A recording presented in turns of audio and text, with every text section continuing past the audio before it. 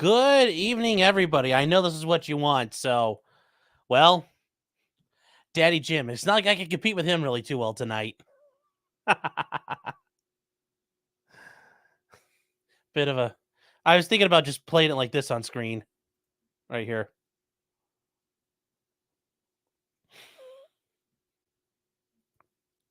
But I just,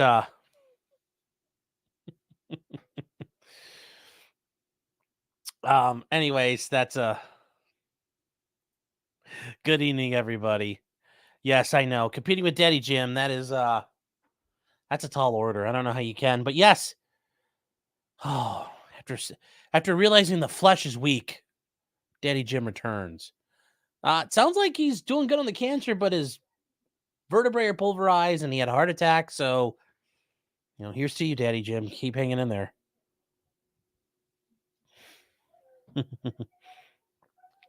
So, if you guys are here, that's awesome. Thank you for being here.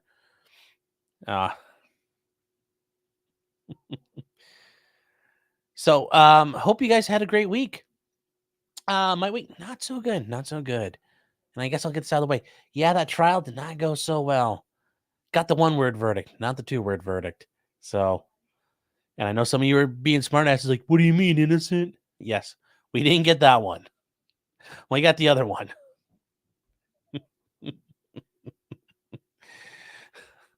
Starts with a G and ends with a Y. So, and it's not gravy. So, yeah, that was a little bit rough. It was a tough case going into it, but it's still never good when you lose. And that's not just because, being competitive, nobody likes to lose anyway. It's just, it sucks when you're trying and you're fighting for somebody and it just doesn't pan out. I mean, it's really hard. You feel like you let them down a little bit. But there's still opportunities for them. There's another new day, new dawn, a new day, and you do what you can for the next person. Use what you learned from there and move along. That's why they call it a practice. Well,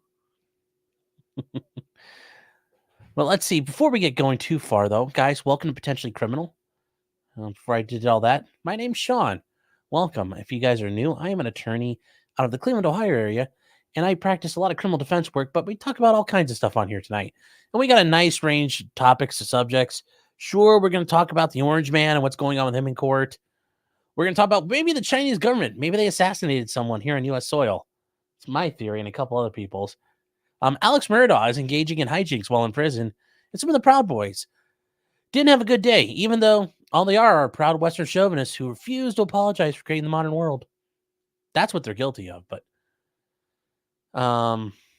yeah. But going forward, let's talk about who's first tonight. Actually, before we get to that, I want to say hello to everybody out there. If you are on Rumble, hello out in the Rumble ghetto, Twitch, Facebook, and here on YouTube. Then also everybody hello over on the Locals chat.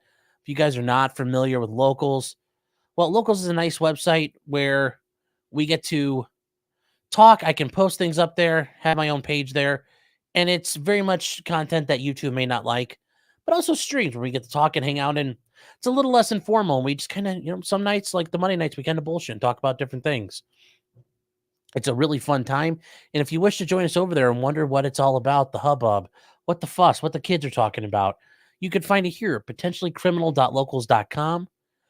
It is free to become a member. Now, there are some things that require you to be a supporter. Supporting is $3 a month. If you pay for 10 months, you get 2 months free. Or if you just want to give it a shot, you can do 1 month free with the promo code CRIMINAL. And it does work. I've had people check. It does work. I guarantee you it works. You get all the things that are going on. You get the live stream. You get the live chats that are going on right now. But you also get the live stream access. And that access is every Monday night, usually about 8:30. We go for an hour, hour and a half. Hang out, have a fun time. But you also get every Thursday night after this show, we hang out, usually for a little while. I don't know how long tonight because I am still exhausted mentally. But we get to hang out and have a fun time. And then you get to see, there's articles, comments, posts, not just for me, but everybody else who's a member there and your supporter, you can post. But also I've put out a couple videos. I'm going to keep working on videos that go up there and only are going to be up there for topics that I think are probably a little outside of what I do here, but also probably not advertiser friendly for YouTube. So once again, that's at potentiallycriminal.locals.com. And who's all? And now we get to the big part. Who was first tonight? Well, first was Pitchlock with, the old reliable but still timeless first. Over in Rumble, Job Well Done says for the first post, watching Jimbo too. I know you are. Maybe a little bit. I was earlier. He's been going on for a while. And then where are we at over here? Over on locals. Who got first? Why is this not working? There we go. All the way to the top. Oh, Wimakita says headed to disimpact a patient, going to listen while I work. That sounds rather gruesome. Hopefully that's not too bad. Linden Lady got first. Congratulations. Once again, the timeless but always good option. Sheeple Hunter says, yes, Medicare is back. Yes, Daddy Jim is back. Ginger says I'm muted. Yes. The Suiar said Sean made a post saying verdicts suck. I said one word, verdicts suck. A Job Well Done says marijuana. And yes, in Ohio, legally, it's spelled with an H, not a J. Marijuana. Legal in Ohio. No, not recreationally. Medically, yes. If you got your cataracts, if you're 35 and you got glaucoma, yes, you can smoke your weed. And for Super Chats, Fair Frozen 55 for $10. Thank you. Saying, sorry, Sean, the gym stream keeping me from you, but I'll still check it once I have time. Cheers. Also, my pain when I dropped my 1911 while fucking with it like Revolver Ocelot. If you remember, that's why Snake told Ocelot, use revolvers. The iron sight has a bump. Oof, that's no good. That's no good.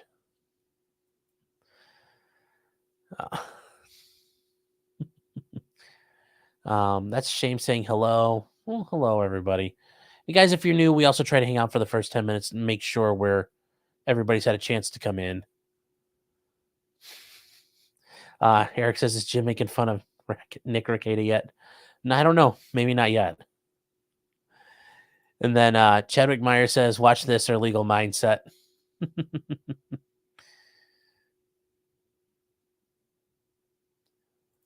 This VR says, Josh should have Jim on Mad at the Internet tomorrow. That would actually be really cool. I think that'd be really good. Although it doesn't sound like, is Jim really going to be back? He's got a long way to go. I hope he does, and I think that'd be really cool. So maybe it can be worked out. Unhung Hero for $2 says, I'm going to come. But also, long live Daddy Jim. Chris Kelly says, hail, hello. Thanks for being here. HM, well, I hate when it shows up like this, but yeah, switchy. Yep. Gotta love those switchies. Toto Vader says, you didn't lose. You did your job. The client lost. I appreciate that sentiment, but I didn't win. And remember, there's the idea of seeking justice. That's the prosecutor's side. My job is to do the best thing I can for my client. So, and I would argue me doing the best thing for my client is justice. But yeah.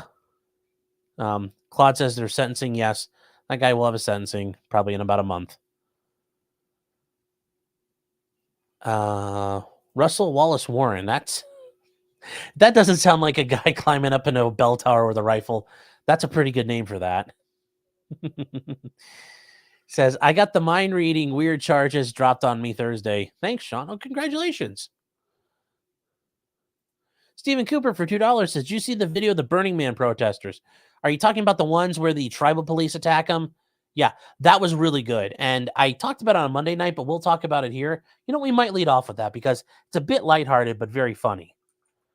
Let me see if I can bring that back up because, yes, if you guys weren't aware, some extinction protesters found out the what you do on the res is, white man and the Indian don't play by the same rules. So we'll start off there, but we're going to wait another minute or two to get somebody in here. Wombat Mommy says, hey, all. Yep. This who we are says Nick would plead his clients. Listen, I mean, a lot of my clients enter pleas. I mean, most do. The amount of clients that go to trial is not a lot. So, I mean, a lot of attorneys that's just how the nature of things go sometimes. Sometimes it's like months and months and months that I don't have a trial because people enter pleas and they don't want to go to trial. So that's not too bad. Carrie's talking about, yes, the Wisconsin Supreme Court. I heard about that about 20 minutes ago. Somebody brought that to my attention. I really need to read up on that. But hey, I've got 4 days coming up. Well, after I fix the showers and do my breaks and then go see family and mow the yard. Yeah, I'll have time somewhere, but I'll figure it out. Eric is saying, so the Whitmer guys got charged? Oh, they've been charged and on trial. Yep. State of Michigan went after him. Eric K says, Sean, are you going on Council of Future Conflicts tomorrow? Yeah, I mean, sure. I mean, I wish I could this week. I was just a little preoccupied. But yes, I will be on tomorrow as long as Scott and the gang will have me. Of course. Mystery Sniper says nothing is guaranteed in life. I know. And I appreciate all that, but it's just, that's I wouldn't say a sore loser. I take failure personally. Things don't work out right. It's hard not to think you could have changed it, but at the end of the day, I don't think I could have, given what happened and given what the evidence was. So, yes, lol, medical weed, yes. So where are we? You guys are, yes, some people don't know who Jim is. Jim says, I'm Jim, fuck you all. Yes, Jim, hello. Kiki Ray says, hey, hello, hey, Sean, hello.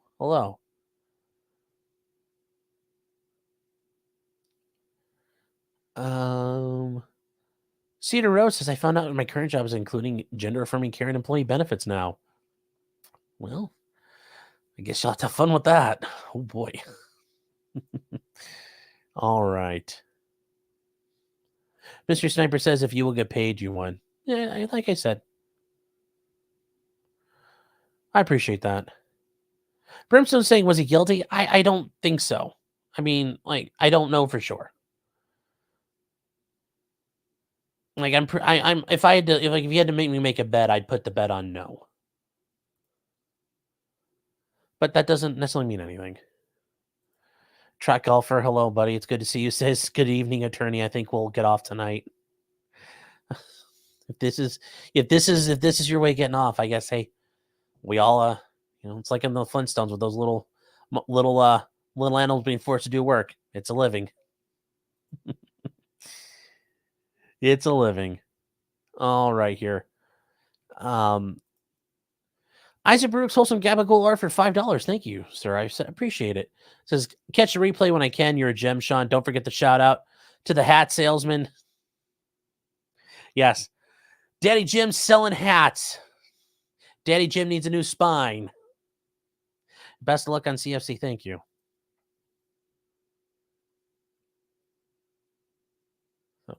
Alexander loves goats. They usually tell you if you're guilty. I guess mention this at times. There are times where people will tell me straight up that they've done it. And sometimes that's good because if I know everything, then yeah, it helps. But there's other times where I can just watch it and I know they did it. Like if they're on video and it's them, okay, well, they did it. Or, I mean, there are some times where it's like, okay, I know they did it and they don't have to tell me, which makes it easier because if they want to testify, I don't have to worry about like perjury issues. But in general, people like to talk about what, if they did it, they generally like to tell you. I mean, at first they might not, but once you develop a rapport with somebody, they want to, especially if they think you're there to help them. And I mean, yes, the more information I have, generally I can do a lot with. If you did something, the situation better than anyone else. You know a lot more than everyone else does. Even the police do a lot of times. Unless you talk to the police, then they know everything you know. So don't talk to the police. Hide your power level. That's a shame, says, in what universe is actual guilt or innocence relevant? That's a you know, yes, that's true as well. That's true as well. That's true as well. So, Lizzie Bartley says, "How often do you fire clients?" I've been doing this 9 years now. As of May, I think I've only really ejected like twice, like firing a client. I mean, usually they don't like me or they kick me off or they don't want me to be there or they hire another attorney. Generally don't fire clients. I can generally put up with people. I don't generally let people and the way they act cloud what I do because it's my job is to work for them and that doesn't mean I have to like them. So, yes. Yes, Mr. Sniper. Okay, I got to talk to the police freely like you said. And yes, and goalie's like, "Can you wait? I got to go talk to the cops real quick." No. No, don't talk to them. Please don't. No, why you do this? All right, guys, it's time to get going. Wow, 16 minutes. Time flies. Okay, so I guess we'll start with the fun stuff first. This is a little bit lighthearted, but people were out in Nevada protesting Burning Man, and they were environmentalists, the Extinction Rebellion people who you see videos of them in Europe. They stand in traffic and try to block cars and buses and trains. Well, they did the same thing out west. And let me tell you, Petty says, ask Jim if he wants to come on stream. Yeah.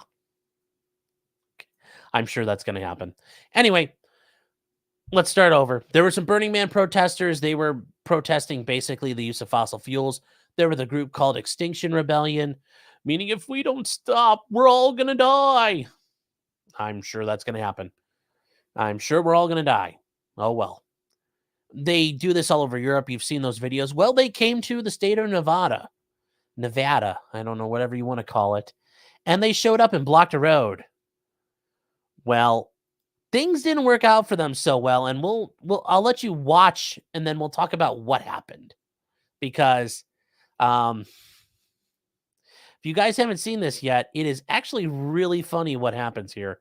And be careful, the sound is really loud to start off with, because this police car right here, well, he's got his wee-woos on, and he's going to wee-woo some people. Why is it? God damn Twitter.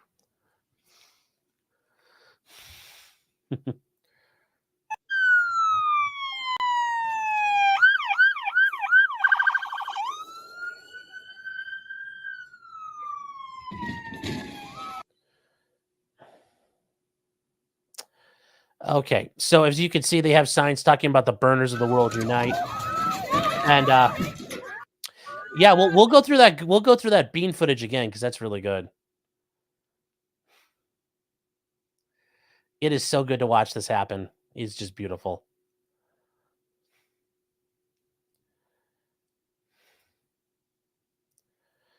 Okay, we're gonna just open it back up. Here we go.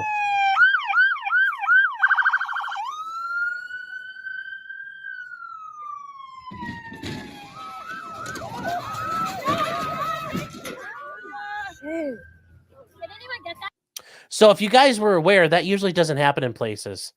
Now, why doesn't that happen? Well, that truck that said Ranger on it was from the Paiute Tribal Police. So, yes, that sounds like an Indian tribe, you might be thinking. Why? Well, because you may have heard the Paiute tribe, but you also may have heard me use the word tribal police. So, yes, the tribes have their own police forces, and they operate under a different set of laws. Now, why, you may ask? Well, we conducted treaties with the tribes, and they're considered sovereign entities. They're sovereign entities, but they're still governed by the Bureau of Indian Affairs. I know that sounds weird, and if you don't live out west, it doesn't make any sense. That's okay. It really doesn't, but hey, that's how it goes. So the tribal police are empowered to do what they want on reservation land, tribal land. And the laws they operate under are tribal laws. Now, these people out here, these environmental protesters, are not members of the tribe. They are considered what's called the white man. And they're considered the white man's law. They are not applicable to tribal law. In fact, if they get prosecuted, they're prosecuted by the federal government, not the tribal police. Now, there are some interplays where there's some issues, and sure, if you've watched Yellowstone or Longmire, or yeah, there's some give and take there, but generally speaking, that's how that goes. And yeah, so these cops can kind of do what they want. Why? Because there's it don't work that way. I'm sure if you guys have watched Yellowstone, yes, fucking around on the res is a great way to disappear. Now, this happened to be on a well-populated and traveled road, but screwing around the reservation is never a good idea. Goalie is saying, so what you're saying is they don't take kindly to white people trying to take over their land. No. But we'll get to what the cops do, the rest of what they do, because it gets even better. It gets even better. Yeah. And here they come back for more.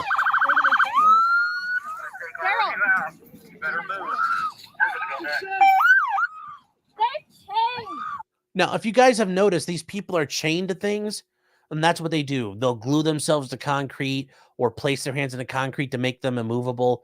In this case, they've chained themselves to trailers and other makeshift barricades. Well, that barricade wasn't very good, as you can see. They hopped on out of the way, and the trailer got pushed. But the police, well, they'll handle this. Get out now! Get out! On the ground! All of you on the ground now! Get on the ground! Get on the ground! Don't move!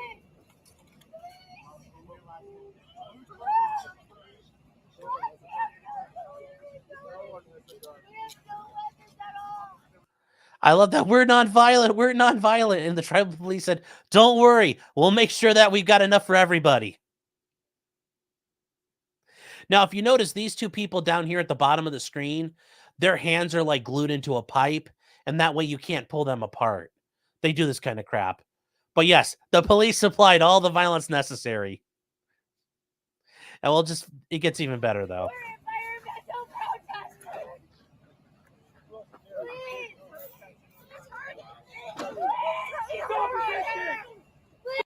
Yeah, if you notice, he just like slammed that lady.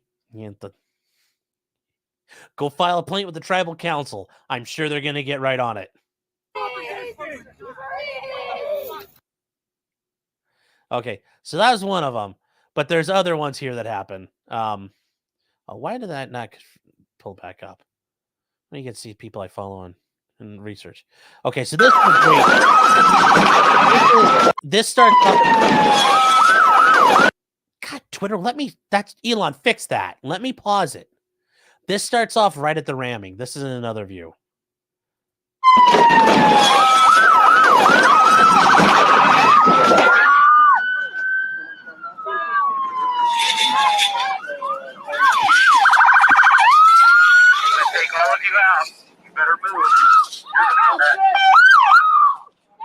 If you heard the police there, these loudspeakers said, we're going to take all of you out if you don't move. Yes, the NYPD won't handle it this way, if you notice.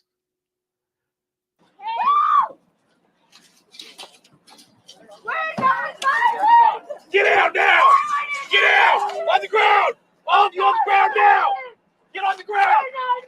Get on the ground! Don't move! Give me your last name. So who's trying to get the gun? That's funny because the guy in the green hat, that's a legal observer. And he's yes, you guys are breaking the law. They don't care, dude. No one has a gun. We have no weapons at all. We're environmental protesters. Please. Trespassing on tribal land. Please. Stop resisting! Stop resisting! Please. What the fuck is happening? What the fuck? Our friend is getting fucking hurt! Well, what is happening is you guys are understanding that there's a lot of people who don't like you. And they won't put up with your crap. And that nobody cares. No one in this tribal area. The Paiute tribe, or whatever specific tribe this is exactly, you know what they're going to do? They're going to tell these guys, good job. They might get told, like, don't be mean like that on camera again. But that's what's going to happen. None of these guys are going to get sued. I mean, Have fun trying to bring a 1983 action against tribal police. That's not a winner. Not even a Bivens action. Good luck with that. He was just standing here. What the fuck? He's hurting. It's okay, kill him. I'm not part of this. I'm not part of this. I'm not part of this. I'm not part of this. The officers beg to differ. Once again, guys, if you're going to fuck around, do not fuck around on the res. It's not a good idea. Holly. With your vehicle.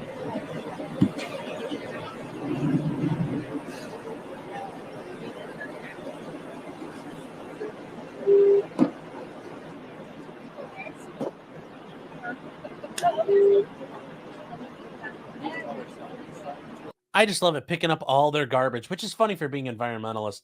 All their garbage they left after they got arrested, but hey, this is funny.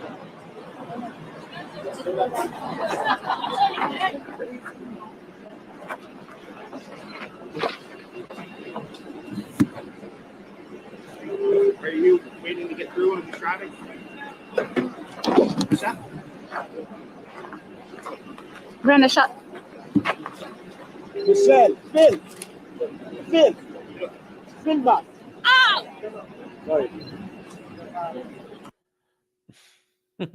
Don't screw around on the res, kids. Don't screw around on the res. That's all I can say. Guys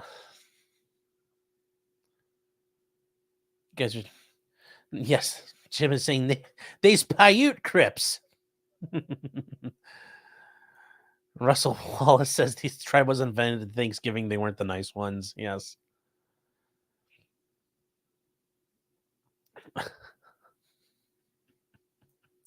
Yes. Oh, sure fuck says based. Yes.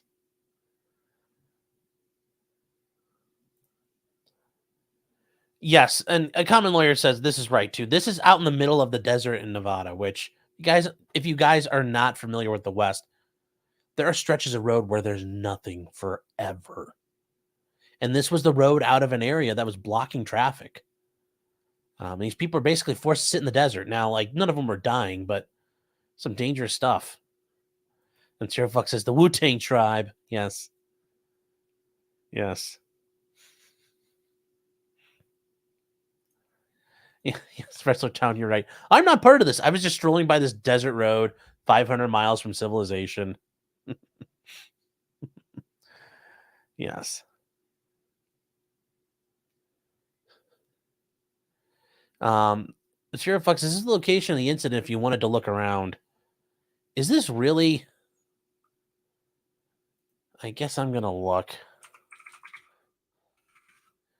Here, we'll check it out. When is this? 40.08. And then 119.3, comma 119.73. Oh no, we're not in the Shanghai district of or the Shen Haigoan district. No, that's the wrong part of the earth. Okay. Oh yes. Ooh, this is the middle of like nowhere, Nevada. Ooh. Yeah. Okay. So here's a. This looks like they were basically out in the middle of the Nevada desert, near a big lake, but still, yeah, they're not doing that. That's not going to be. Now, Alpha Fox, hello, saying, my conflicts with law professor, which says we aren't going to discuss tribal issues. And conflicts of law is an actual specialty of law. It's an area of law. When you have, I'll use Nick Recada's case for an example. When you have an action that occurred in Minnesota, but one of the parties lives in a different state, or let's say no parties live in that state, but the action occurred somewhere else, what law applies? Minnesota, Illinois, Colorado. Well, who would apply? What matters there? How does it work? Or if you get into international issues, what laws apply in international situations? Or in this case, with the tribal issues, Well, what law applies? There's conflicts of law. There's choice of law. That's an entire thing that you can look at. Russell Warren says it's the beginning of Burning Man. Yep, man. You know, they got thrown down on that burning pavement. Dude.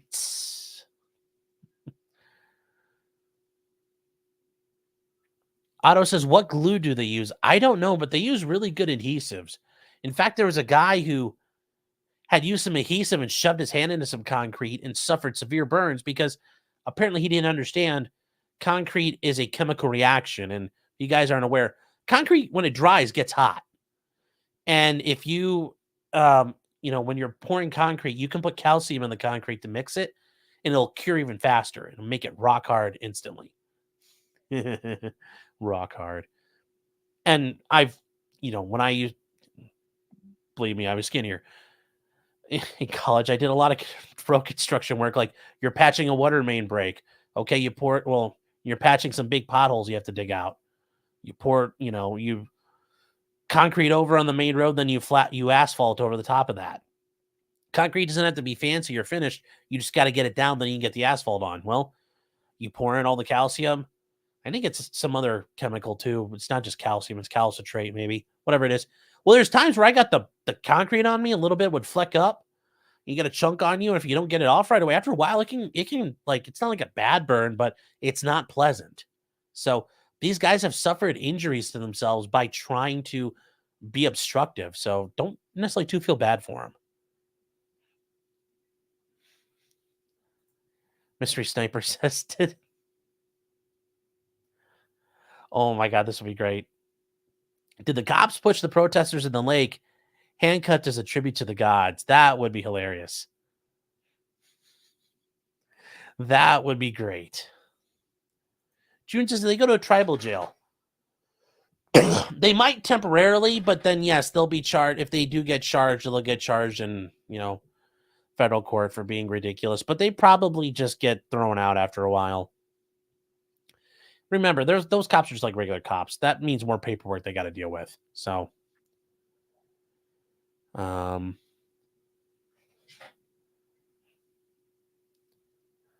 says, I must have been on the chain gang as a youth. No.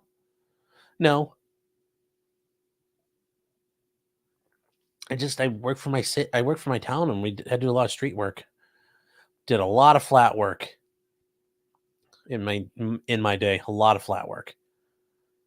Wrestler Town says I pour in the calcium. Mystery Sniper says it's calcium carbonate. Okay, well, there you go.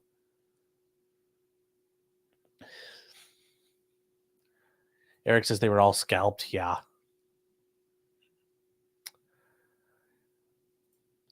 Glurf says I heard Roman Reigns is the tribal chief. Funny. Unless you're being serious.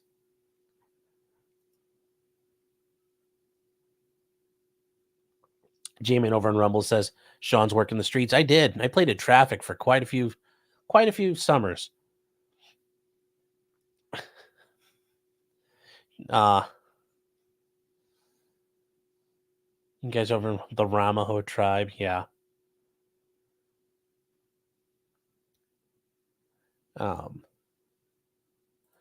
Aaron saying, I've been following the Whitmer trial? I have not. I literally just got out of a trial of my own, so no. For, actually, basically all Monday getting ready, then Tuesday, and then yesterday, no, the world could have blown up, and I wouldn't have been busy watching. So, yeah. So, no. All right, guys, now moving on to the next thing here. After that little bit of funniness. What's going on with the Georgia RICO case involving former President Trump? Well, if you guys weren't aware, former President Trump, he pled not guilty. Shocker. The orange man pled not guilty. Well, I mean, of course he would. Why wouldn't you plead not guilty? I mean, especially if you didn't do anything wrong, but also literally like the beginning of everything. There's no point like, how could he do such a thing? Like, what do you want him to do? Yeah, I did it. Here you go. Let's go to jail, right? Like, nobody ever does that. So he skipped his arraignment and he's pleading not guilty. Now, that's not the big thing as far as things are concerned. There are other issues that are going forward. And one of them is involving two of his co-defendants in the case, Sydney Powell, if you guys remember her, releasing the Kraken. Yes, such a great job with the Kraken there. Always with the Kraken. She wanted to release the Kraken, and where is what? There we go. So she's asked for a speedy trial, and she has the right to a speedy trial. We all do. We all have that right to a speedy trial. And what happens with that? Well, it becomes an issue when you have co-defendants. Because if you're by yourself and you want a speedy trial, cool. Like Brian Kohberger. Brian Kohberger is all by himself. He was pushing for a speedy trial, and yes, at the end he backed down. And now that's being kicked out, if you guys weren't aware. It's going to bog down for a little while. I think his attorneys were doing a little gamesmanship there, which, hey, there's nothing wrong with pushing the prosecutor to the limit to see what they'll do, because, hey, if you don't, who's going to? Who's going to hold the state accountable? But for multi-defendant cases where you have co-defendants, well, let's say one guy wants to go to trial, but the other guy's like, no, I'm trying to work on stuff. I need more time. Now, are there times where you can sever and split cases? Sure. But there also might be a time where you're, if you're the state, like, look, I have to try these guys all at once. Because if I don't, they could all help each other out and cover each other's tracks. But is that what you want? Well, that becomes an issue. And that becomes a balance. Whose constitutional rights are more important? Is it merely just a test of how many people want to go now versus later? I mean, that's a factor, but there's a lot of factors in play. There are all kinds of issues. But that is the kind of the give and take of what goes on in court. Now, I don't know exactly how it works in Georgia. In Ohio, things are done a little differently. There's things that have to be followed. There's going to be arguments to be made by all parties. Remember, there's 19 people involved in this, so there's going to be 19 motions and 19 responses. Everybody gets to respond, and the judge has to wade through all of that. Why? Well, because it's everyone's case. They all have the right to be involved. And guess what? They are definitely going to be involved. They are all going to go ahead and do things. Now, I don't know who's going to agree, who's not going to agree. Now, some of them might say, hey, we oppose this. But others might say, you know what? We're cool. We don't care. Judge, if you want to do this, go for it. We don't care. I don't think anybody's really going to do that, but they always have the right to do that. And you can say that. Yes, no, or indifferent.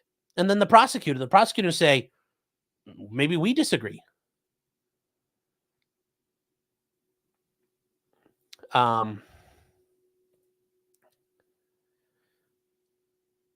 Cabot Porter saying the individual constitutional rights are more important than anything else. Well, at least mine are. Okay, but if you have a co-defendant, they have constitutional rights.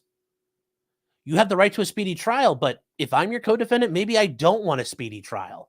Remember, I have the right not to have one. So whose rights are more important, yours or mine? Now, Trump could say, my name's at the top of the document. It wouldn't work like that, though. It wouldn't work that way. But she is asking for a speedy trial, and what she's asking for here, and you guys, you don't have to read all the all talking about the editorializing about the fake electors, whatever. You can skip all that. But one of the other attorneys, one of the other people involved, Kenneth Chesebro, like Kenny Chesney fan, a Chesebro, has pushed for a speedy trial, and he's facing an October 23rd trial date. That's 2 months away. I mean, that's a quick timeline. Now, some of that might be brinksmanship, that he thinks they're not ready. And I guarantee you the prosecutor's office is not ready. There's no way they're ready. The feds are probably like the only group who generally, when you get indicted, they're ready to go right now. These guys are not going to be ready. I highly, highly doubt it. Remember, the Murdaugh RICO trial is the great measuring stick for this. How good has the state been in that case? They've been awful. And I don't think it's going to go anywhere yet. Alpha Fox says your mom has rights. Yeah, she does. Your mom has the right to have me make her breakfast too every morning. Oh. So, Jim says, unless they're completely corrupt, the entire case will be moved to federal court. Well, we'll see. We'll see. So that is the issue there. So we'll figure out what happens. Now, and it sounds like from reading this, and I don't know what Fannie Willis is going to do. She might be trying everybody on her own. I don't know. She might. Well, we'll find out. And then, yeah, Sidney Powell's doing the same thing. We'll find out what happens. It'll be very interesting. And it is going to be interesting because the judge is allowing video. I forgot to pull this one up, but his trial will be televised. So that'll be the neat thing. And yes, the judge is going to allow the live streaming of the Georgia election interference case. So, and, you know, it will be televised and live stream, which will be neat. Because guess what? I guess I'll be doing along with everyone else. So me and 85 other thousand channels. And then in the actual Georgia case itself, the last thing here. Next week, former President Trump and his co-defendants will be arraigned on charges in the Georgia election interference case. Today, the judge set the date for September 6th, wasting no time. He was actually, when he got arraigned, when he turned himself in, he was arrested and placed in jail and booked and put in custody. Why? Well, he didn't have an attorney and things weren't negotiated out in time. So that, not to just pitch myself here, but having an attorney does help you avoid those problems. So he's one of the 19 people. And he was, you know, he didn't have an attorney yet, but he got, he spent 6 days in there before he got released. So yeah, got to be careful about how you do this. It's always a good idea. So just keep that attorney in mind while you're doing this. Porcelain says, it's got to be you covering it and Joe.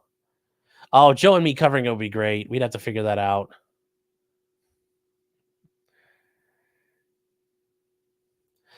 Fanny says the defendants won't get discovery. Okay, now this is an issue in Georgia. Apparently in Georgia, discovery, all the evidence you're getting. In Georgia, apparently it is legal for the state to give it to you 10 days prior to trial. I'm not joking. That's 100% true. And somebody mentioned it here. You know, Wrestler Town saying, I thought the materials would be ready considering the great state of Georgia has these readily available from their extensive investigation. Yeah, they don't. And in Georgia, discovery can be, you know, prior to trial, 10 days. Here's all the discovery. Have fun. Bye. And I only know this. Well, I learned this from law Twitter because despite the fact that a lot of them are tools and dingbats and lefties, there are attorneys on there who practice and they bitch about this and they say how absolutely fucked up this is. And yes, in the Georgia Criminal Code, and it talks about criminal procedure and it says discovery. And here's the beautiful part. No later than 10 days prior to trial, disclose to the defendant and make available for inspection, which this is typically how it goes. And when I file a discovery demand, it says, I demand to be made copies of or made available for inspection. So, for example, let's say there's a bag of Coke. I have the right to inspect that bag of Coke beforehand. Now, it might be all sealed up in bags and behind things, but I'm allowed to sit there and look at it and pick it up. If there's a gun involved, yeah, I've said I want to see the gun. I want to look at it. And I've had to schedule with the police because they've got it in their evidence locker, and I go over and take a look at the gun. Or you take a look at the knife, and yeah, it might be in a bag, but at least I can pick up the bag and look at it and say, maybe I need an expert. Maybe something's wrong with it. Maybe something's up. You know, but within 10 days prior to trial, I can tell you if I was, you know, for example, the case I just had, if the prosecutor 10 days prior to trial said, hey, Sean, here you go, bro. Here's all this discovery. Have a good one. Or the big one I've been working on for about Well, yeah, bigger one I got. It's a murder case. There's like 90 gigs of electronic data, like tons of interviews and body cams and like a bunch of phones that got hoovered up and all the data pulled off of them. 90 gigs of data. 10 days before trial. Hey, bro, have fun. You know what happens? I'm filing for sanctions. And the court's probably going to grant some. So, yes, Georgia, their RICO law's weird. A lot of things they do are weird. But hey, remember, every state is different. And that's how that stuff goes. Now, the bigger issue is what happened in the DC case. Now, why is that important? Well, I mean, obviously, it involves former President Trump again. But I think this is where the judge has done a horrible job at showing she's impartial. And why? Well, we'll look at it and we'll figure out what date is really important coming up that time frame there, because well, we're going to talk about that. And here is the order, and it's a little interesting, and actually quite interesting. So here's the Trump trial order. It's a pre-trial order. And once again, this is his case. If you guys weren't sure, if you guys ever want to go on Pacer or Court Listener, this is the actual case right here, 1:23-CR-00257.TSC. If you type that in, you can pull documents up. You go on Pacer, if you go to the District of Columbia on Pacer, you can pull it up, or you can just use Trump. And make sure you pick only open cases, because otherwise it's every case that was filed against Trump while he was president by people suing things. So don't do it that way. We'll start down here at the bottom. So jury selection. It will discuss jury selection in a later hearing. Okay. Witness list. The parties shall exchange witness list in their cases in chief by February 19th of 2024. So already we're into next year before this case is going to happen. Okay. They say the state will provide all Giglio material. We'll talk about what Giglio is. The exhibit list. So your list of your exhibits that they intend to use shall be filed by December 18th. Now, why is that important? Because the parties then need time to file objections. And you could say this evidence is admissible. This evidence is not admissible. Here's privilege. Here's any of the number exclusionary, any rules you can bring up. You need time to respond. Okay, so you're going to file like, I think this violates the rules because it's hearsay. Okay, well, then the other party gets a chance to respond back and say, no, it's not. Here's why it's not. Okay. This is something very, if you guys, judges, here's the thing, if you guys ever homebrew a legal issue, you're like in small claims court or whatever, pre-mark your exhibits. The judges will fucking love you. You know, go online, buy a pack of stickers that say, shit, do I have any of these bad boys laying around? I think I used them all up. But like defendant's exhibit, plaintiff's exhibit, you can buy them online. You go on Amazon, you buy like a whole pack. It's like $5. And there's like 100 of them. You only need like probably 3 or 4, but for $5, you will gain goodwill in court because you look competent. That's a free tip. Marked in advance of the trial and on the exhibit form obtained by the clerk. Okay. And then, you know, in this case, they have to give what each exhibit is, a brief exhibit. It's, you know, it's a gun, the gun we believe used in the crime, or, you know, closed circuit television videos, or clothes that were found at crime scene. You don't have to get into like what it's going to show and do, just a basic idea. Okay. So Brady and Giglio objections. Now, Brady and Giglio are 2 separate cases. All right. You have Brady versus Maryland, and then you have Giglio. And Giglio is Giglio v. Is it US v. Giglio or Giglio v. US? Okay. Anyway, well, you guys have heard of the Brady information, okay? You know, exculpatory material, you know, the defendant is entitled to. And then you have what's also Giglio. And Giglio does things when you... This is where I hate to say this. Well, actually, I don't hate to say this. Giglio material, you would say when you read about what Giglio material is, well, that sounds like Brady material, right? Well, it's not, at least to the courts, okay? So it's usually with Giglio is a separate case, and Giglio says that they forgot to tell. Well, they forgot. I mean, they claim they forgot to tell. Oops. Just like in the Proud Boys case, hey, we forgot to tell you our informants were listening in. Oops. You know, it was a failure to inform a jury that a witness had been promised not to be prosecuted in exchange for their testimony. And that was a violation of due process. Okay? And it's, you know, you'd think, well, why isn't that part of Brady? Because that's exculpatory. Like, this guy's been given incentivized. He's had an incentive not to, he's got an incentive to talk and put this other guy in prison. But it had to go to the court for that. It's absolute bullshit that it had to, but once again, that's how things are. So you think that would be exculpatory material, but it's not. It wasn't.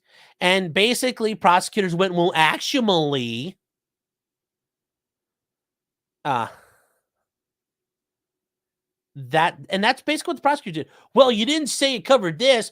Like the most, back in the 70s, the most Reddit tier answer when the court says you can't. Well, you couldn't say I couldn't do it this way and violate somebody's rights.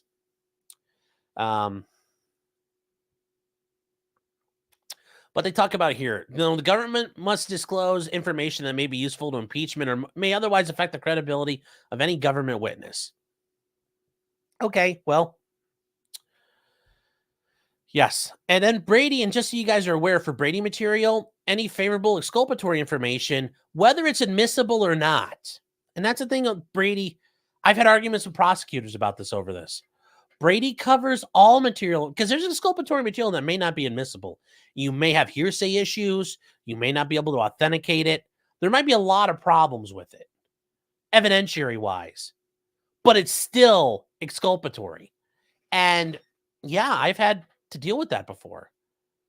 So it happens. As Robert Barnes liked to call it, voir dire. It's voir dire. Voir dire. As my people back in the Loire Valley used to say.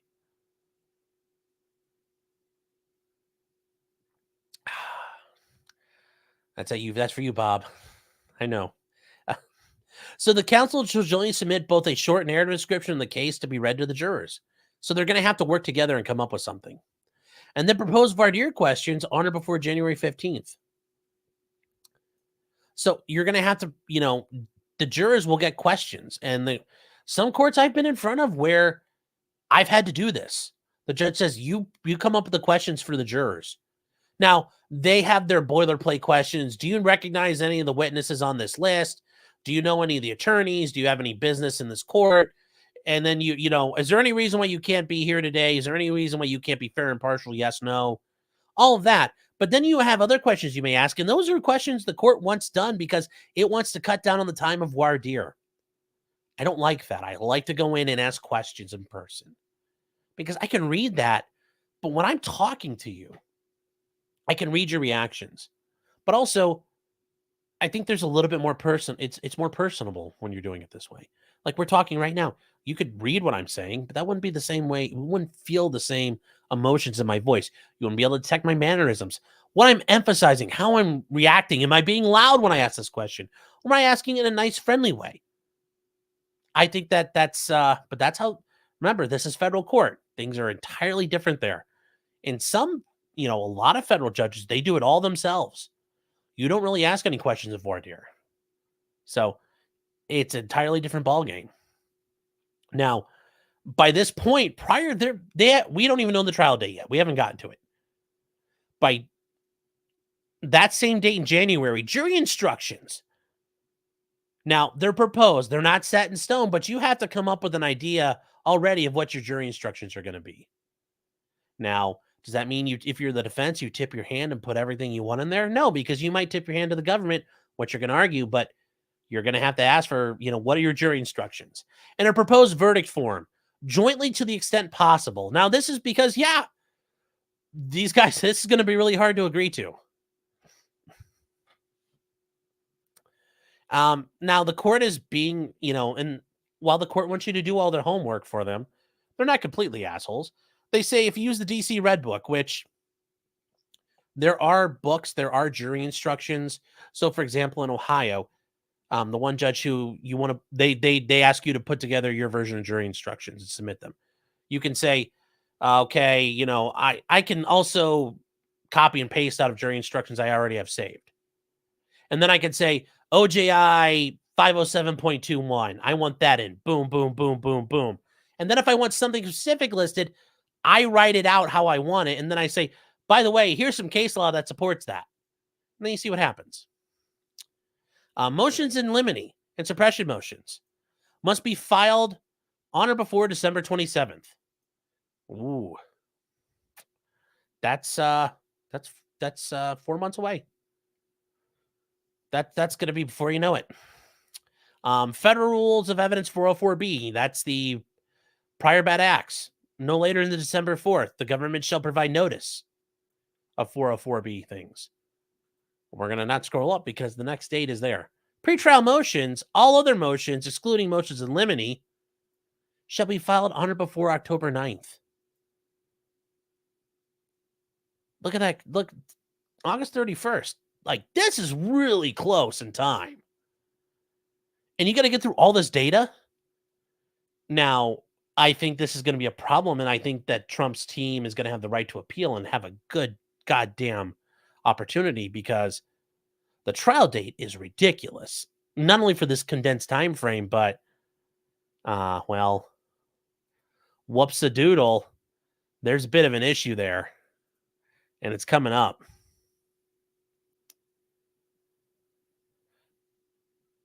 That's James says, wait, how can you file these motions before receiving discovery? Shh. You're asking too many questions. The orange man's guilty already. Why would you ask this? Are you defending him? Are you a terrorist? Do you like subverting elections? Do you hate America? Yes, that's a whole separate matter. Bush1G says, hey, what's up, G? Thanks for stopping in. I appreciate it. So that is Ethan's saying, what case is this for? I just got it here. Yes, this is for Trump's case in Washington, D.C. The election interference case. Woo! But now we get to the big part, the money shot. When is this supposed to happen trial-wise? The trial in this matter will begin on March 4th, 2024 at 9:30 a.m. in courtroom 9 unless otherwise specified. 9 a.m. on March 24th. That's a bit of a problem.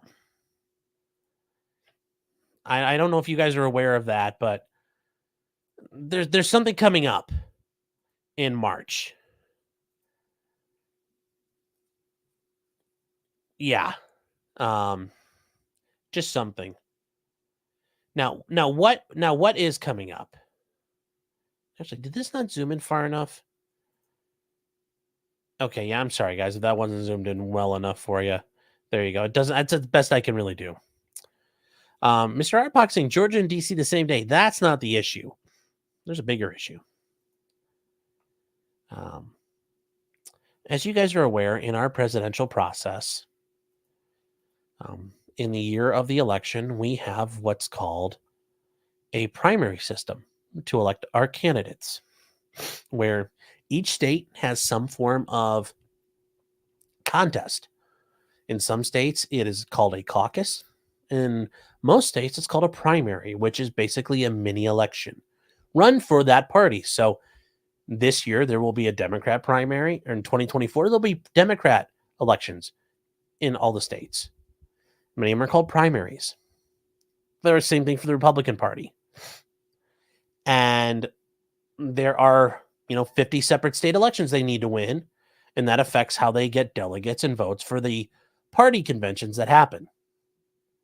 Well, the presidential election calendar here at 270towin.com breaks this down really well.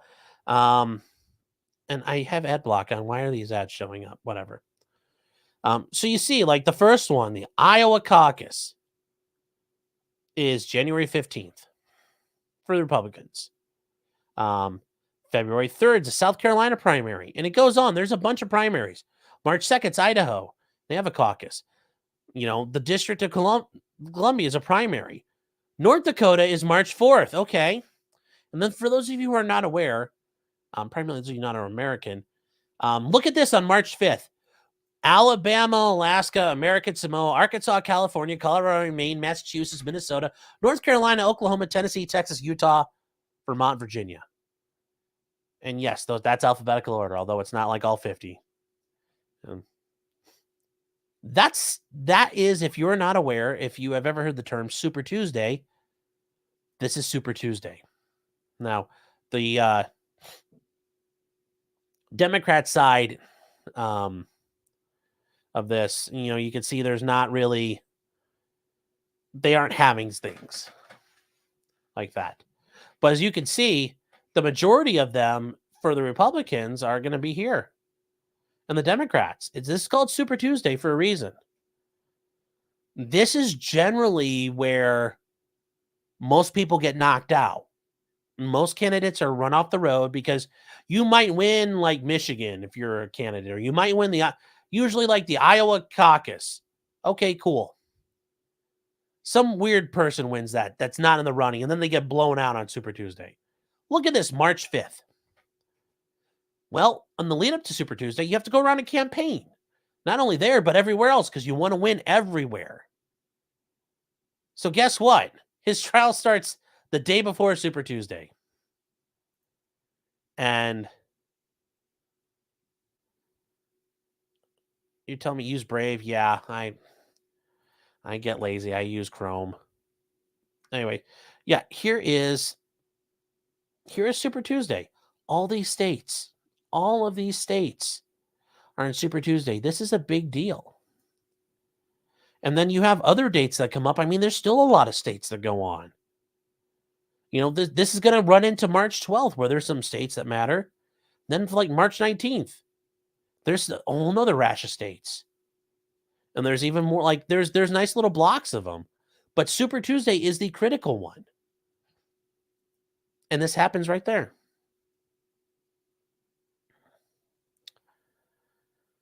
This CBR says it's rigged from the start. Yes, I think this makes her look very biased, not impartial at all. And I think it's going to cause problems for her, because if she's trying to show like, look, I'm being reasonable. Yeah, I think this is going to hurt her down the road. And I think the Court of Appeals is going to have a problem. Because this is not fair to him. Even if you don't like him, this is not being done right. And remember, if they'll do this to him, imagine what they'll do to you. Porcelain Thunder says, that's also the Cherry Blossom Festival in DC, so the traffic will be even worse. Yes. If you guys aren't aware, in Washington, DC, that area of the country, the cherry blossoms come into bloom in March. It's actually really beautiful when they do it. And all along the Potomac River in Washington, D.C. are cherry blossoms all over. Pretty cool to watch. Pretty cool to see if you ever seen it. Really neat. So, SP Seller says, did Trump have to be there? Oh, yeah. He's not going to. No. I don't. This judge ain't going to let him do that. And I think you'd have to be there. By not showing up, no. Trump is going to want to face. Trump's going to face that one anyway. He would want to be there. So, Otto says tiptoe through the tulips. Yes. Pike Singh, is DC and Georgia both scheduled for the same day? That's a different issue, but yes, that's going to have a problem as well.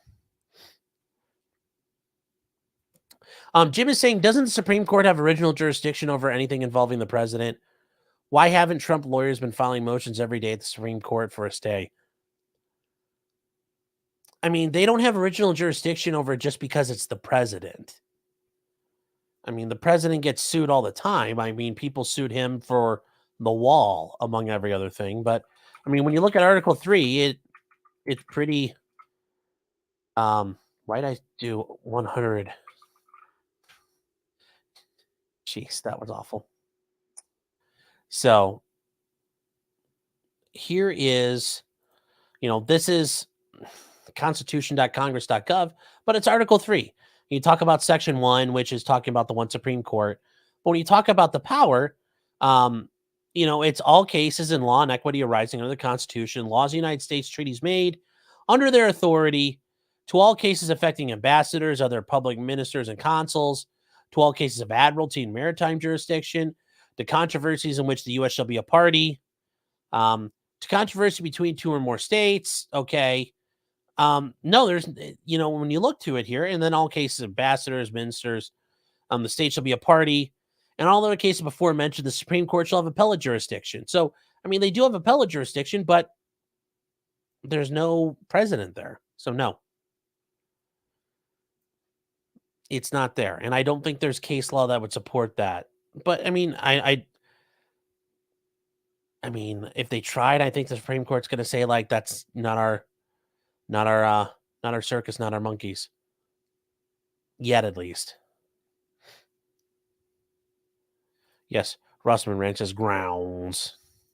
And then over in locals, Brimstone sent a $1 tip. Thank you. Saying I heard you were a Fed, Sean. Fed up. He also said for another $1 tip, thank you, by the way, says, in Georgia, due process is just whatever they think you are due and don't care if the process prevents effective counsel. Yeah, basically, and this is where I said this. There are attorneys on Twitter, and even law Twitter. Andrew Fleischman's one of them. He does a lot of defense work in Georgia and appellate work.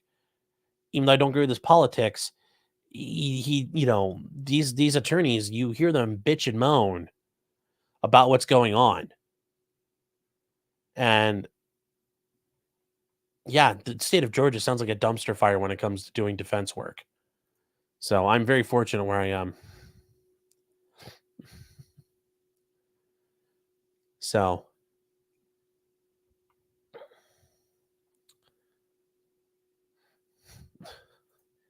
Brimstone says file a lawsuit for election interference. According to the RICO charges, filing a lawsuit can be a crime.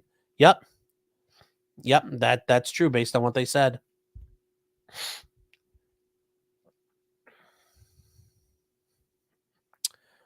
Brimstone said, should Trump sue the judge for election interference in federal court, one that required her to recuse herself? He's not. She's the judge. You'd have to sue the prosecutor for the election interference because the prosecutor is really doing it. No, and doing that would, yes, you can sue a judge, but that's never. No. Don't ever do that. And that will make things 100 times worse. And I'm not saying that like whatever you do, don't do that. Oh no. I mean, like really, like tighten up on me here. Like tighten up on me. Like do not do that. Like no. Nepa Net 9. No. Don't do that, please. Please. Eric Fulm says, well fed, yes.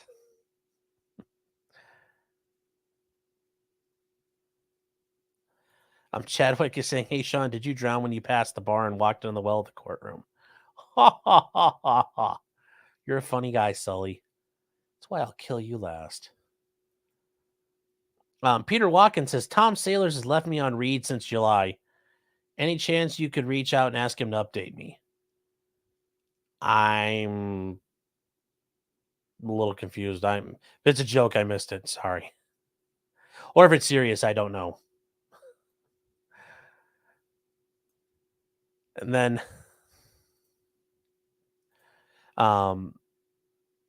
that's a shame for 499 says Law Talk and Mike covers Fulton County a lot. It is insane.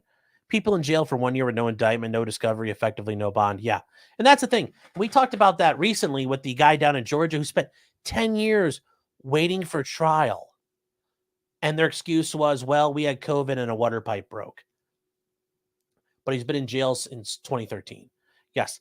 Atlanta is notorious for having people sitting pre-trial detention pre-indictment detention in excess of a year, which is absolutely insane. Absolutely insane and uncalled for. I mean, there's other places where there's problems. Yes, in New York City, Rikers Island is horrible. But those guys actually have like cases and things moving along.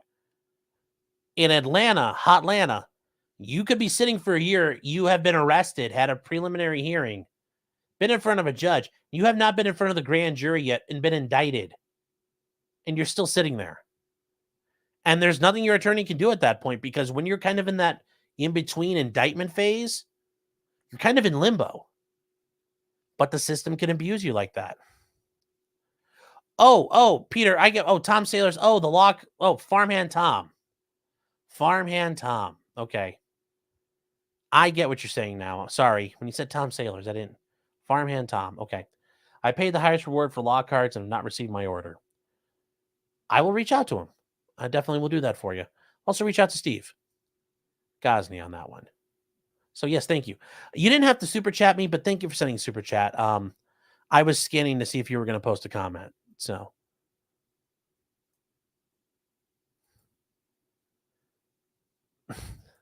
100K Hitman says, did you watch Jim's stream? He still got the fire. I watched a little bit of it, but not all of it. Been a little busy, if you haven't noticed tonight.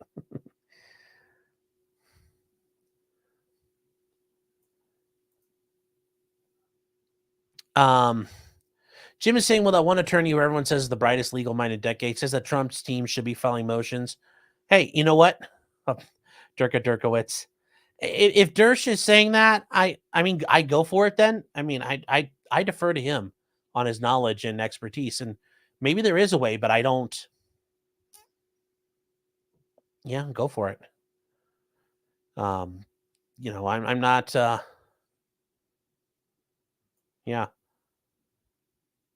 That's the same says my last county was bad. Really? There's a problem there? And then Spikio saying, why am I stopped on Rumble? I'm still on Rumble. What do you mean not on Rumble? Like, I'm literally, it should be going right now. Like, I'm not joking. It should be up. I don't know what's going on. Can the people in Rumble tell me if it's working? Hold on here. It should be going. Yeah, everybody on Rumble says it's going. So yeah, it's working. I'm not sure what's going on. I'm sorry if it's not working for you, but it should be. That's a shame. Says just no individualized bond determinations. Oof.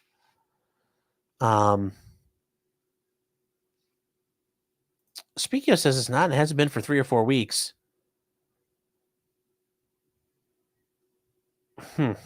People are saying refresh your device. Yeah, I guess try that. Yeah, yes, Porcelain, you're right. Maybe you're muted. And Ginger says, talk with cops and sue judges. Okay, I think I know how to do this now. Yes, that's exactly what I'm telling you. Jeez. Sometimes I'm worried you guys are really going to do this stuff when I say it. Okay, now moving on a little more funny, dealing with people that we used to know. To quote the great song, Alex Murdaugh, or Alec Murdaugh. You guys remember him? He's accused. Well, he was convicted of murdering his son and wife. And as you remember from the officers who showed up on scene, there was that brain water everywhere. I saw the brain water spilling out of their heads. Well,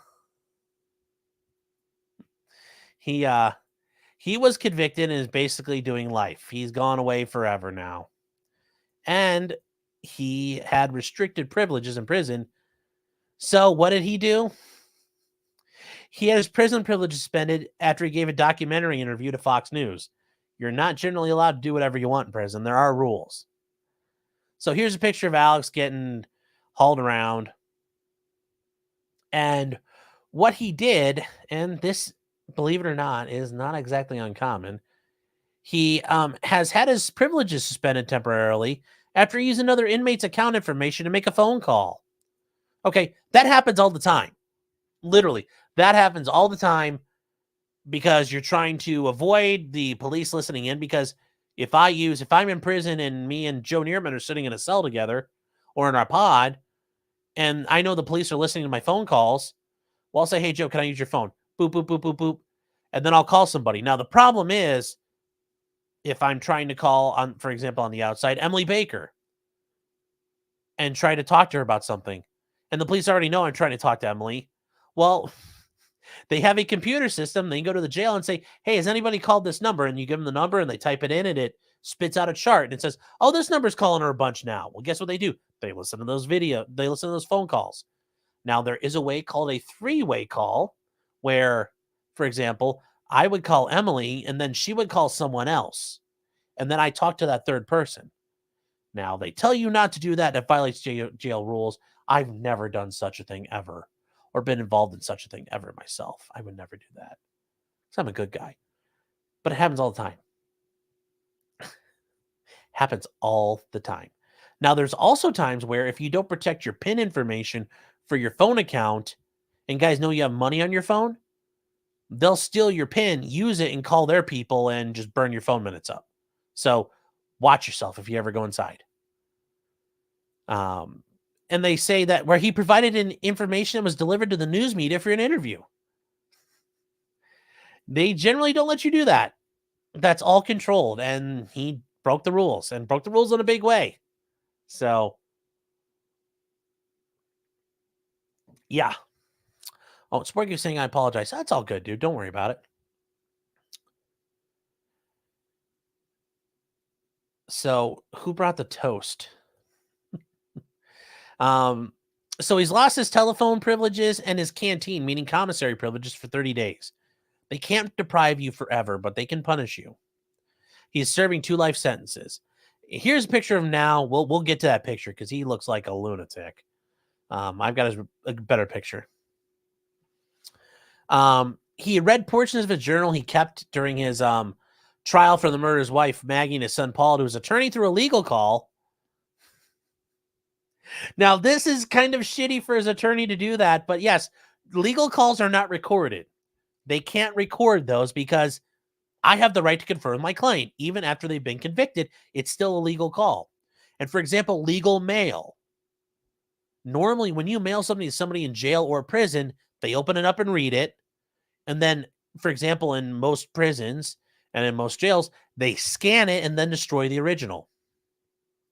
Well, legal mail doesn't get fucked around with like that. Now, for example, here in Ohio, if I have a client who's in prison and I need to get him something, I have to go onto the prison's website and I have a special access code. And I go in there and I type in and I ask the program to generate a number code for me. And it's like a control number. And I write that control number on the bottom of the envelope and write, like Ohio ODRC legal mail and ODRC legal code. That way they know, don't fuck with this. You don't get to fuck with this as legal mail. Why? Well, because some enterprising criminal in prison got his people to snaggle up some of those stamps that just say legal mail on them in bright red letters. And they were stamping it on everything and it wasn't being opened. Well, they figured out he was abusing the process, so now he fucked us all over. So they say his attorney recorded him reading the information and then provided it to the producers of a documentary. So that's not actually really breaking the rules. I didn't read this far into it yet, but that's a slick way of doing it. Basically, it'd be like me talking to you right now and then one of you going to give it to someone to publish. Now, the prison system sent his attorney a letter warning him that his actions, intended or not, assisted Murdaugh in violating their policies and could jeopardize your telephonic communications with them in the future. Now, yes, that could be an issue. They could say, well, we're not allowing you to call him anymore. And you have to come see him in person. Now, I don't know if that would be legal. I mean, but that's going to be a problem. Yeah, they're telling him, don't fuck around with us. Now, I think his attorney probably would sue and raise holy hell, and I would too if they tried that, but that's an issue for him. So You know, pretty clever way. Pretty clever way, Alex. And if you guys were wondering, there is, if you want to search for him, you can see Alex Murdaugh. And, well, let's just say he kind of looks a bit scary right now. If you guys were thinking he didn't kill anyone, this is him right now. Bump, bump, bump. Yes. So, yeah, he looks like a crazy man. So this is his information from the South Carolina DOC. He is serving murder, adult straight sentence, adult straight sentence. I guess that's better than an LGBT sentence. Hi-oh. And he's got a life sentence. Usually it's like they say everywhere does this. Your county, your start date, his category. I don't know what 5 means in South Carolina, but that'd be super high in Ohio. And then, yeah, his picture date, this is back in March. You know, yes, he's not going to get a supervised furlough. He's not subject for parole, and his police state is not eligible. His location is undisclosed. We don't know where he's at. We don't know about his dorm and bunk information either. So, yes. But we do know that he is white, and he's a male. So he's a fucking white male. Aren't they always white males?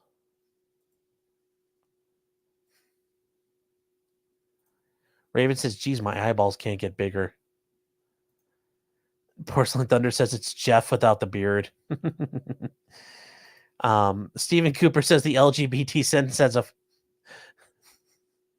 Actually, the funnier way to say this is the LGBT sentence has a 41% chance of early termination.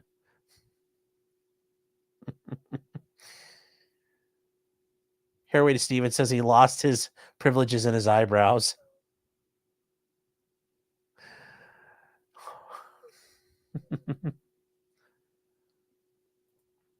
Brimstone says dip paper in liquid LSD. Imagine everybody in prison tripping on acid. That's happened before.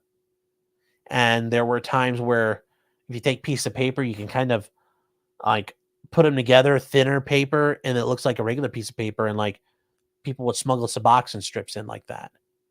So that happens. Zero Fuck says, have I ever mailed my client a tiny pickaxe? No. Mm-hmm. No, I wouldn't do that. Ken is saying, I'm sure he did the financial stuff. The murders don't make any sense. There's no way he did it. I agree.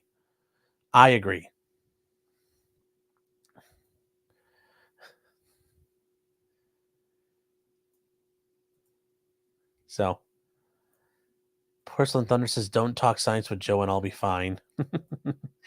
Yes. So,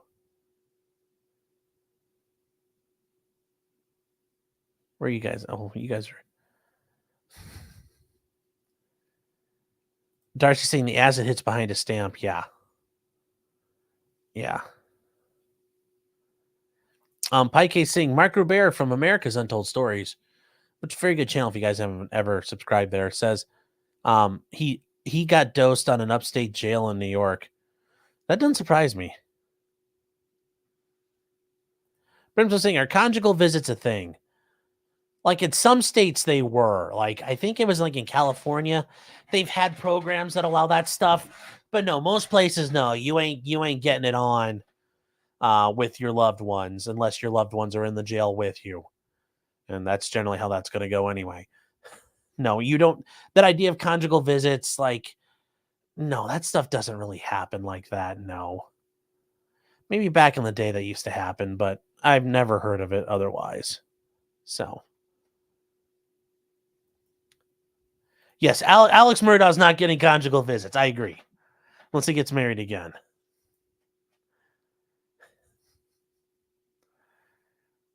Someone says, hold my pocket. No, I don't want to hold your pocket.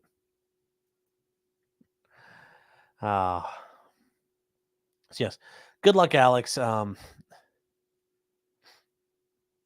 that one. Then other things that come out. This one, Jim actually tagged me in, I believe. This is an interesting shooting. It's not a police shooting, but it involves a security guard shooting a guy. And I'll let you guys watch this, but I don't know how legit this one is. It's first off starts kind of funny, but it ends a little rough. A little bit of an escalation that I don't think anybody was ready for. So here we go.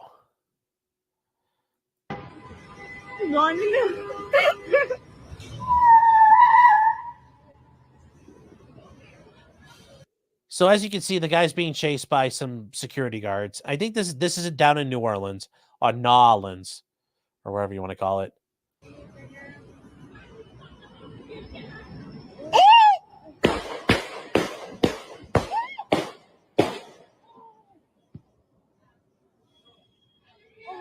Now, you really can't see a whole lot there. What did he throw? I don't know.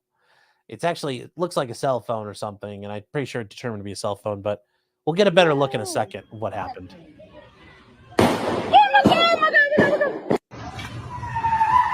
Who you hit or not? Who you running? He's like looks good.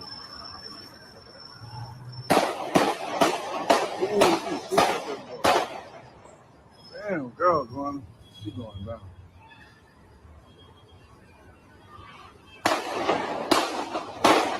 Wow. Lord, she is wild. Okay. Okay.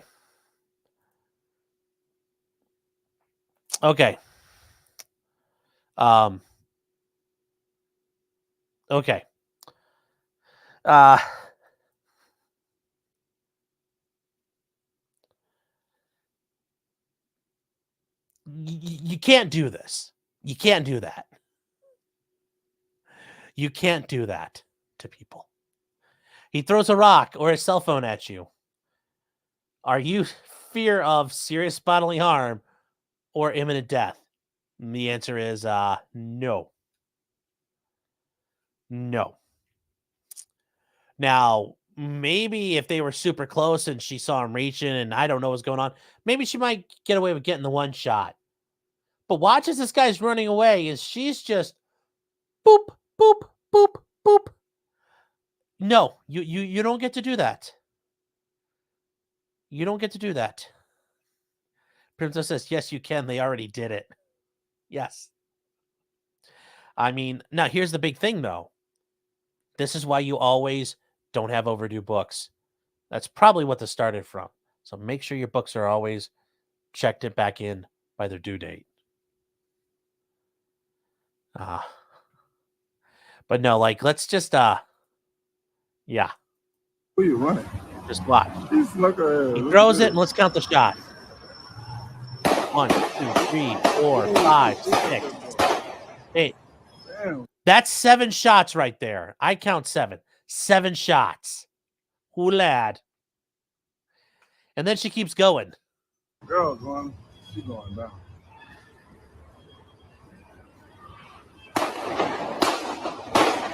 Wow. That I count 11 total. 11 or 12 there. But yes, when you you can't do this to people. No, it was overdue DVDs. Ken's saying it's 11. Okay, it's 11. Yay, Sean can count. Hey, I'm a product of public school education. That's impressive. But yes, when you fire those first 7, I'm still like, those are a lot of felony charges right there. And then she walks up after it's all done. After she's done with the 7, she's still got her piece out. And she just walks up, leans around the corner like, boom, boom, boom, boom. Like, that is cold-blooded. You've got to fucking hate somebody a lot to want to drop them like that. I mean, damn, that is a lot of hate and discontent we saw on display there. But yes, that woman is going to prison, and I hope she has fun there because, yeah, that's where she's going. That's a great way to get life from prison too. So,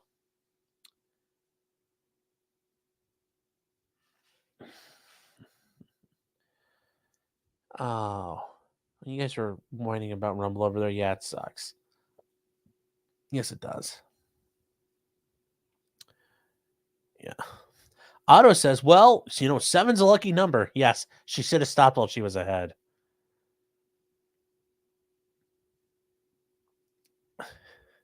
Patty says, who's shooting? That's a security guard. The black lady is shooting. Kimbo says, I'm here from Jim's stream. What I miss? You missed everything. You missed it all.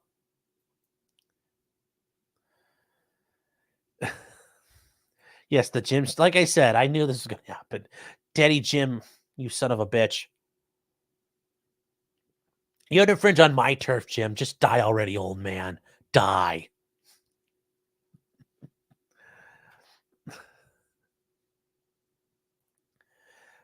Iconoclast says, count them in the voice of the count. Yes.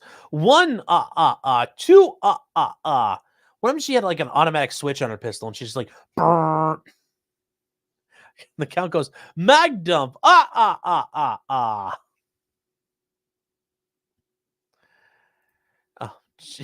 Cheesehead not lost. Cheesehead lost on Bourbon Street says, 11 p.m. It's New Orleans and nobody blinked. Yeah, that guy's just watching it like, oh, that dude's getting stitched up and air conditioned in the middle of the street. Like, oh, that's going pretty good. Hold on. He kept his phone up like this. It's like, oh, damn, he's getting her. She thought it was COD. Yeah.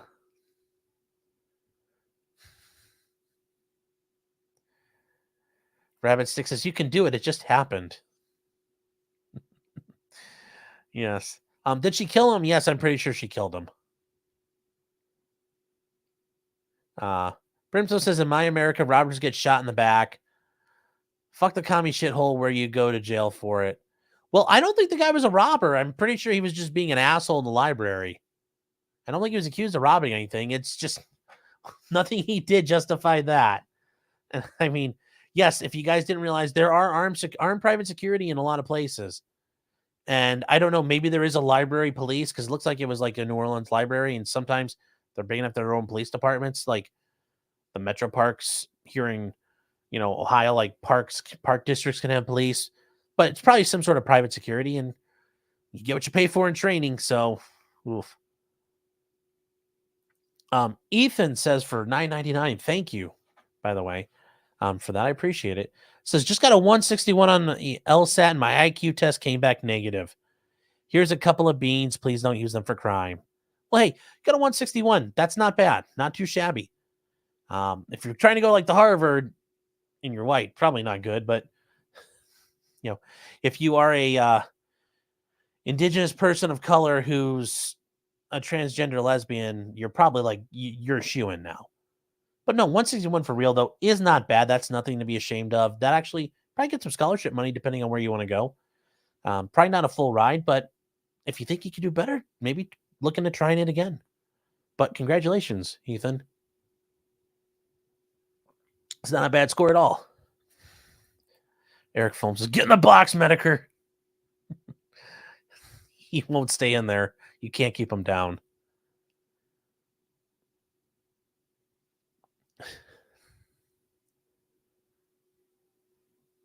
Menace of Sobriety says, I love that there are Medicare fans in here. Well, I am too. Yes, 5-star days, everybody. Or if you're Ethan Ralph, 5-bar days. Although he's supposedly clean still, so I don't want to make fun of him too much on that. Oh, you guys are saying he lived? Oh, okay. Well, I guess he lived. Glurf says, why was there no silencer on the library gun? Yes. Why was it a pew, pew, pew, pew, pew, pew?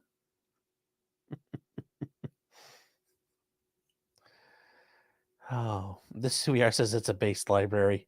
Yes. You're not going to masturbate in these bathrooms, sir.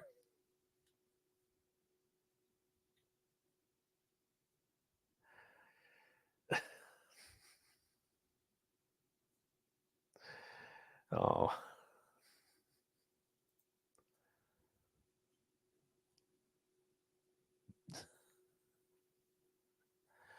A name of some sort says, who isn't a gym fan? Well, there's a lot of people I could say aren't gym fans. You can name them specifically. In fact, if you just go through the farms and click on the lolcow section, there's a whole list of names.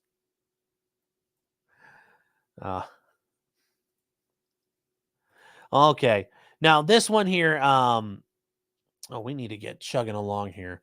So, the Proud Boys. Proud Boys did nothing wrong. I mean, the only thing the Proud Boys are guilty of are being proud Western chauvinists who refuse to apologize for creating the modern world. That's all they're guilty of.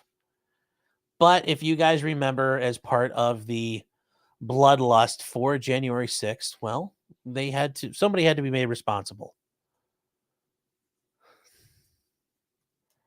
The name of some sort of saying, wow, Sean found the joke. Hey, I try.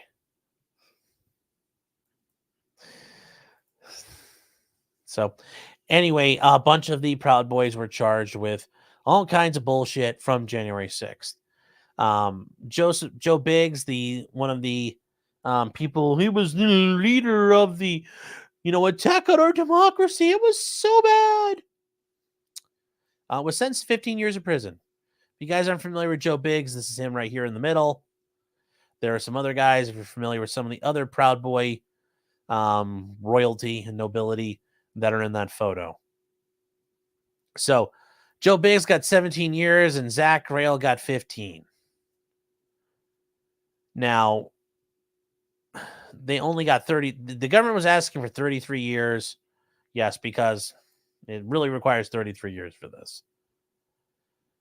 Oh, anyway, there are other people still waiting to be sentenced, including Enrique Tarrio, who is the leader of the Proud Boys, and other two guys who were convicted in their big trial this spring, where the FBI was found out to have had their informants listening in and providing information about the defense team and violating the 5th and 6th Amendment, amongst other things. But who cares? We're not going to include that part.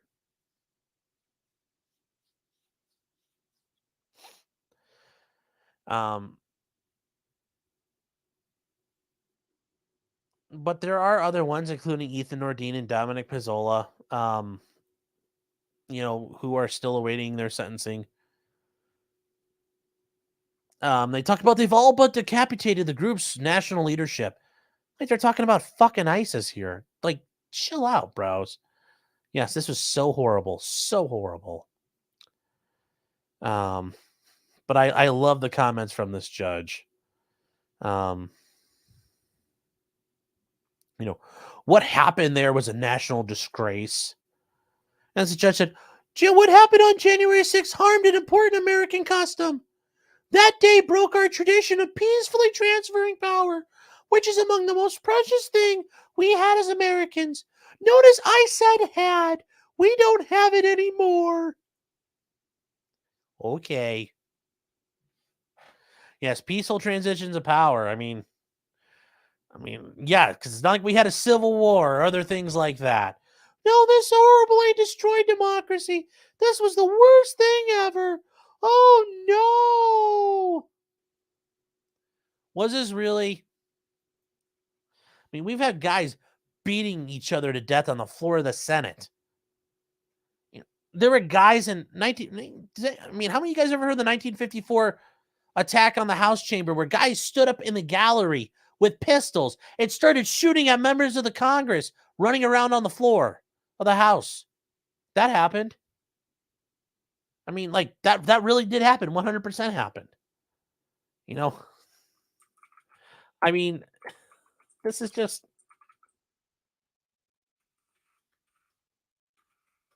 it's such bullshit.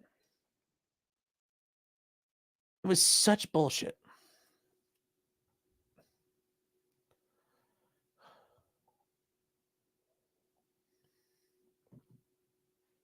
I mean, just absolute horseshit. So their sedition trial, lasted more than 3 months. And they talk, we've been through it. I know, I think Radix has talked about it. I know Julie Kelly's covered it a lot. There. But yeah, it's,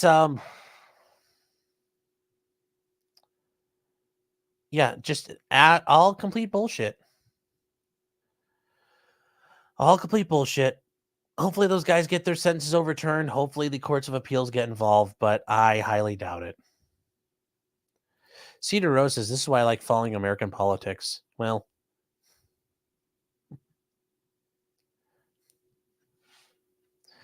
Mr. Sniper says, Sean sounds like the retard from In Living Color. Analytical D says, great Mr. Bill. Yes. Oh no, Mr. Bill! Oh no! Rabbit Stick says, yeah, hate the Native Americans all you want. They can at least clear the road. Yes. Harble Warble says, when does Nick Fuentes get charged? Well, he won't because he's a Fed. But shh, don't tell the Groypers.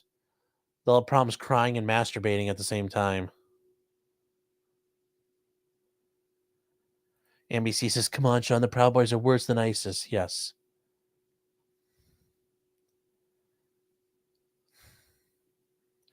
And Stabby says, sorry, I was watching Medicare. Sorry, Sean. This hoe ain't loyal. Well, you know, it's true, man. These hoes ain't loyal. No, they wouldn't have written the song if that wasn't the case. Dina for $9.99. Thank you very much. Says, I love your talk from Korea. Well, thank you. Say, have you ever run into? Well, Korea's a bigger place, but yeah, you run into vices because it's like, hey, he lives in Korea. It can't be that far away. Everybody in Korea lives in Koreatown, don't they? Or Korea City? That's the capital, I think. There's North Korea City and South Korea City.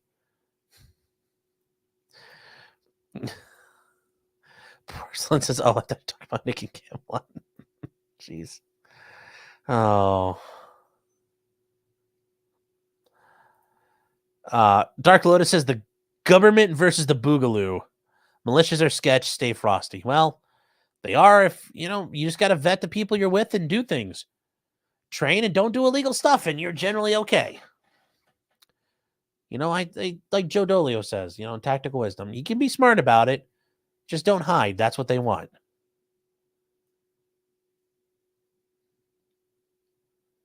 The judge was bought and paid for or threatened. No, the judge's establishment. Judges, especially a federal judge like that in D.C., no, they're already true believers in this nonsense. So they didn't need any more motivation. So that's a shame, says men are such terrible multitaskers. Thanks.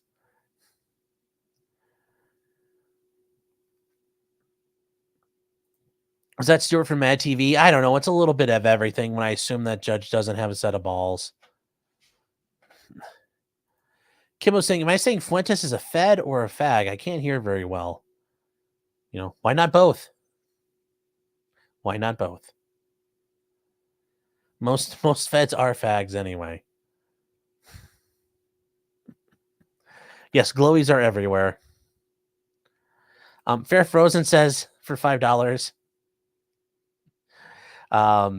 I know about that attack because I'm from Puerto Rico. We literally get taught about how our forefathers shot gringos at Capitol Hill in Puerto Rican history class with Lugers. You know what? I'm not going to lie. It's like when you first time, when you hear about it as a kid, you're like, that sounds fucked up. Why would you teach that? Now as an adult, I'm like, that's a pretty cool thing to have in your heritage, that some dudes went down there and just started shooting congressmen. It's like,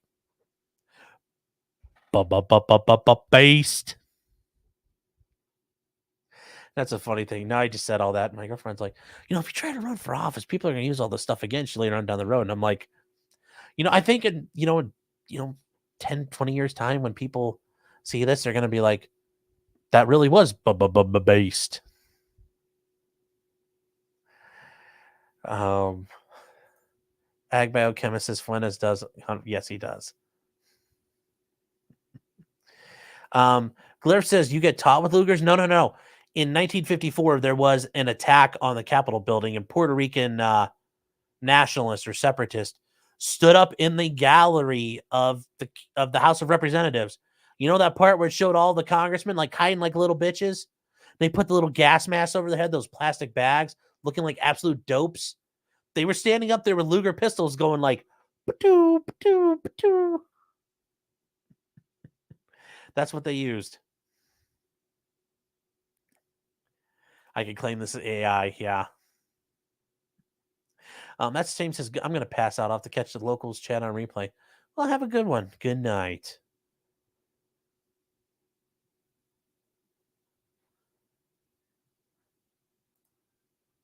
And at least they didn't get caught with high powers. Well, high power wasn't around 54, but hey, today they may have had to use those.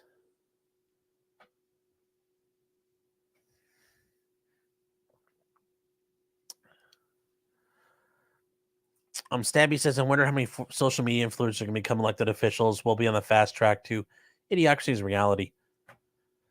Think about how many morons and retards we already have in power, and there are people who are educated with law degrees and medical degrees and experience as businessmen, and they still fuck things up. Like, how much worse can it get, really?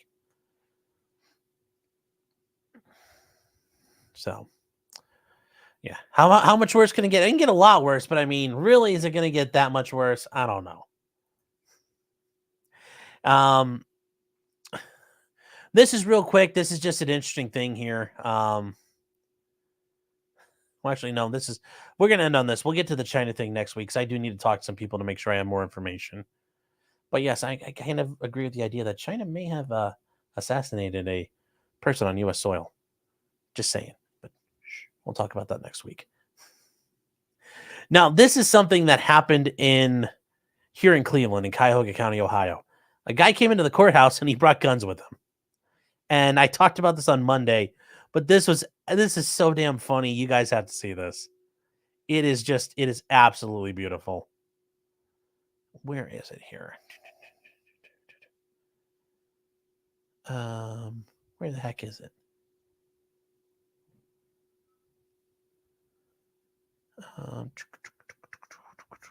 Yeah, there we go. All right. We're going to watch this because I do think it is absolutely funny. So if you guys aren't aware, this is from a channel called Cleveland Area Body Cam. They're actually really good. I think they do pretty good stuff. This is the lobby of one of the entrances to the Cuyahoga County Justice Center, which is where the Court of Common Pleas is, Cleveland Municipal Court, and also the Cleveland Police Department. So this is actually the door we all come in. The commoners such as you and me, an attorney. We all come through these doors. If you notice there's a line around here, well, I get to go that way because I don't have to go through the metal detectors because I'm not a commoner. I have an ID. But let's just watch what this guy does. This is pretty damn funny.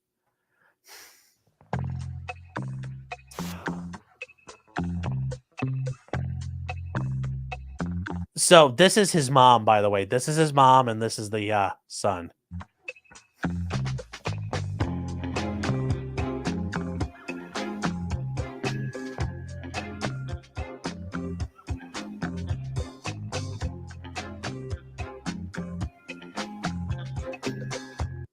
So this is the other way around here. So you guys have to go through here. I get to take out my my wallet. There's a little RFID card, and I get to go boop on the scanner, and I get to walk in and not stand in line.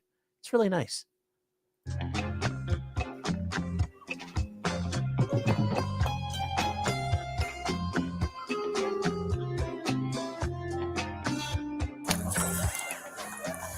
came over low, so I apologize. He's got firearms. He got like a Uzi in his backpack. It's a Mac-10, and why did you bring it in the courthouse? We got chased. Hold on. Before you do that, did you read them anything yet? I haven't read him anything. All right, I want to read you these real quick because I don't want to be asking you nothing. Yes, and that is true because he's now in custody, and there's going to be interrogation. The cop did the right thing. He stopped and Mirandized him before he continued because that is the proper Miranda formula. Custody plus interrogation, and that means questions meant to elicit a response that might lead to incriminating information. Not what's your name, how tall are you, but why did you bring guns in the courthouse, which is a crime. You're not allowed to convey weapons into a courthouse. So he's reading him his Miranda rights on his card. And yeah, here he goes. You have the right to remain silent. Any you say can will be used against you in a court of law. You have the right to an attorney. If you cannot afford an attorney, one will be provided to you. You understand these rights if I read it to you. With these rights in mind, you wish to speak to me. I got to read you this because those are your. No, yes, this is the most critical part. JC Adult is right. Do not talk to the fucking police, especially at this point, because you're fucked. You're going to get arrested. There's nothing you can do. Do not talk to them. You're not going to make it any better. And guess what? He doesn't make it any better. You're right, right? You gotta put him in that lockdown cell for now. That's all his stuff that I have. Okay. This is a Mac 10 in there.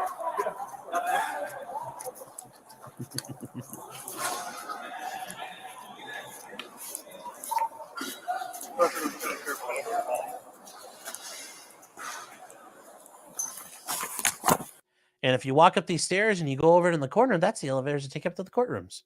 Let's make those safe, bro. You got gloves? Let me get some gloves.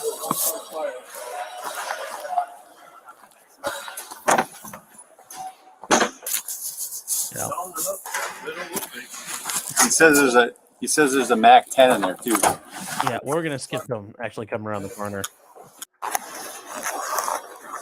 He admitted all the guns are his. Watch, this one's on fire, too. Oh no, he's got a box of assault Kleenexes. Oh no! He's when a nose in need needs puffs indeed. Don't worry, he's gonna assault you with soothing aloe.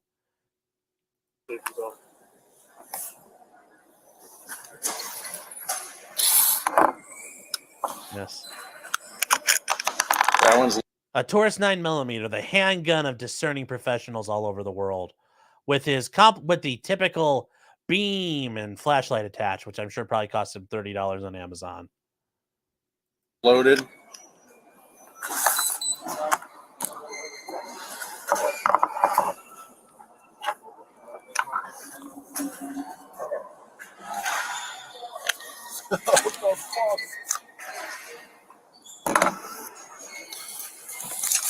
That one's loaded. Okay, and just so we understand, that's not a real Mac 10. That's a semi-automatic pistol that looks like a Mac 10. And it's also not a real silencer on it. That's fake. Okay?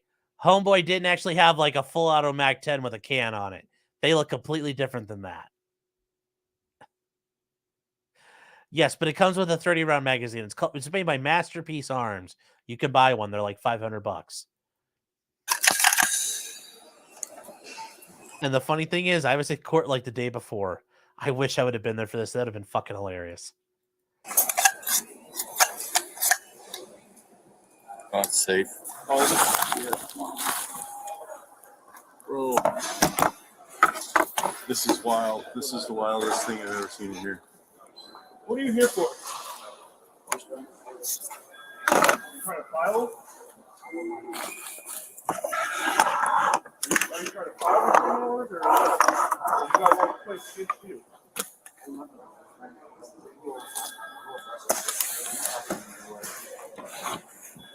Then it gets even better because this is very much like a. This is the best part about it.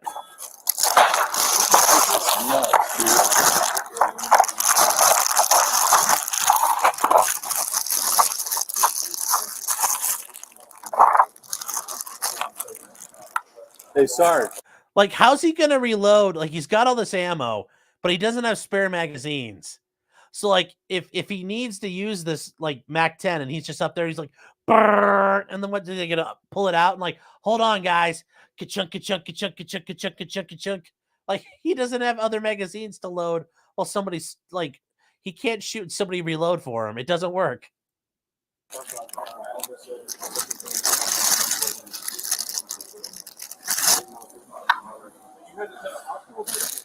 We're both loaded.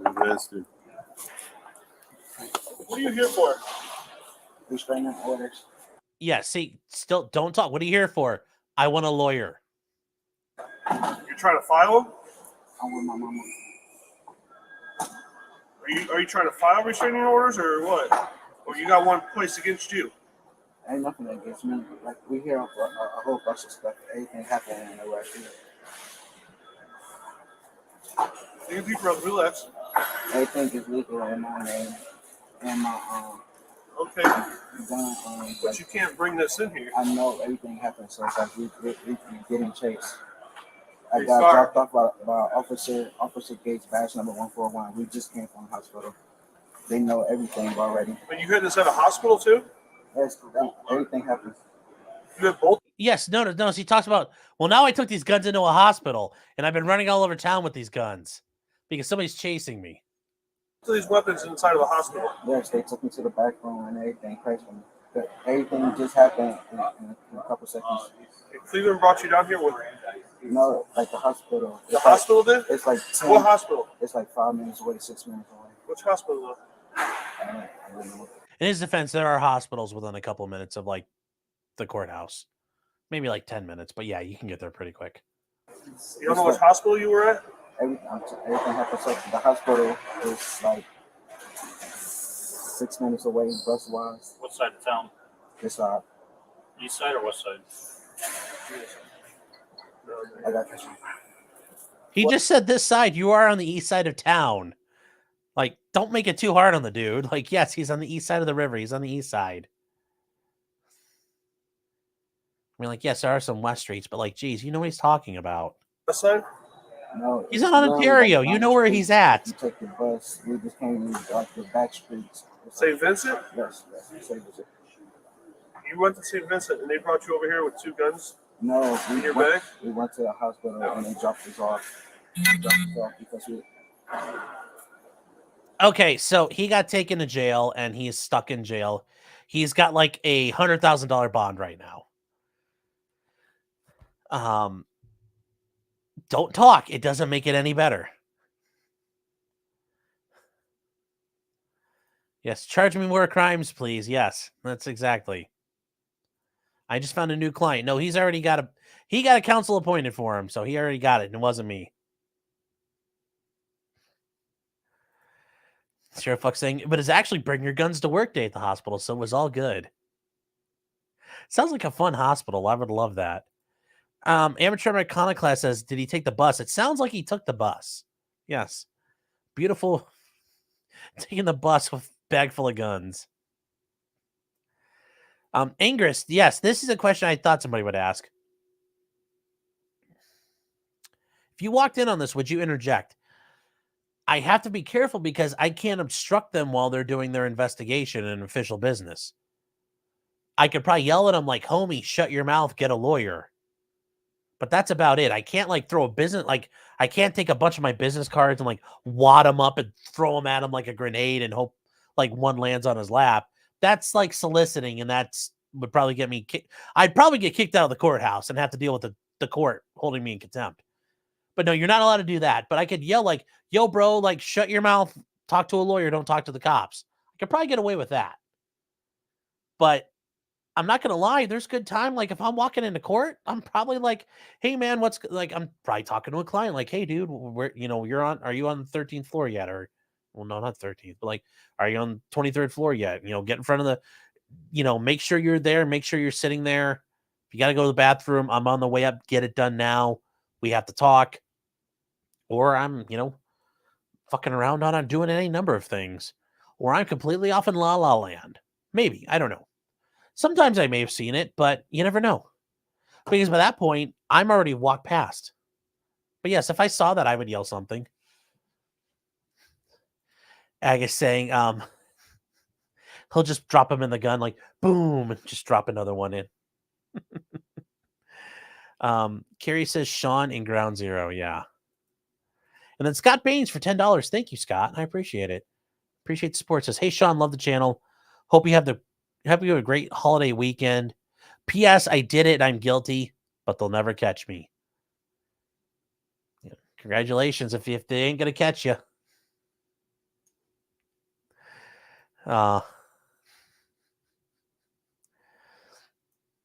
This Suiar says, at least there was no ND or AD. Yes. Yes. Ken says, I was delivering a Postmates order, sir. Yes. Somebody DoorDashed a Mac 10. Oh, Ginger says, yes, good thing he's got that ripped glove on.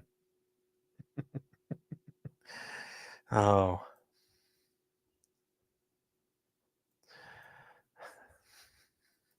Toto Vader saying it's fake, case dismissed. Uncuff this man. No. The MAC-10 is real, but it's like a semi-automatic pistol. It's not a real MAC-10 where like the MAC-10 where you can be like, brrr, like not one of those ones. Tell me this was a YouTube prank. No. It's a multiple felony. If it's a prank, is a bad one because he's got a bunch of felony charges. Now, thankfully, none of them are too severe. Like he's not going away for a long time. He faces like 18 months in prison. Probably won't get that. But he's got a $100,000 bond. He's stuck at the jail in Cleveland. So that part probably sucks a lot of dick. Yes, Joe K says, oi, mate, you go to Loyson's for all them tissues. Yes, NBC, yes, this is the worst part, yes. He's got a newsie. Actually, it's a MAC-10. Like, yes, he's got some contraband on him, yes, but it's not the contraband you're talking about. Yeah, you don't get bonus points for that. You don't get bonus points for that. So...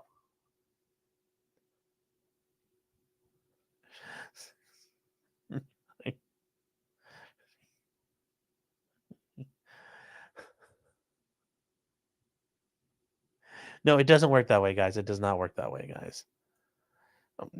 Ken saying, I own a high point and a Taurus. Nothing wrong with high points. High points are far more reliable than Tauruses.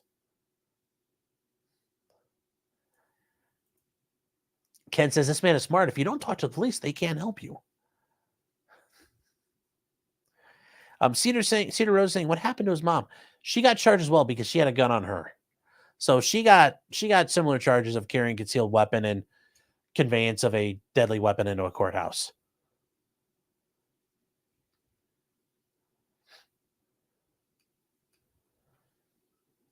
J-Man saying, yes, was their bus short and yellow? Maybe. Brimstone for $1 saying, can Trump sue the judge in federal court for election interference when that recurs against yourself? Yeah, I don't think that would work too well.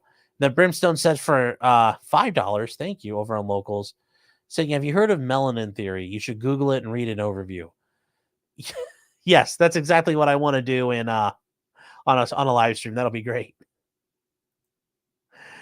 And then Jim is saying the federal charges were dropped for the man who brought guns into a Chicago hotel room, and he was fined $500. Oh, I had heard about this. Yeah, that's a crazy story about what happened there. That is interesting. Yeah, because it sounds like he didn't commit a crime.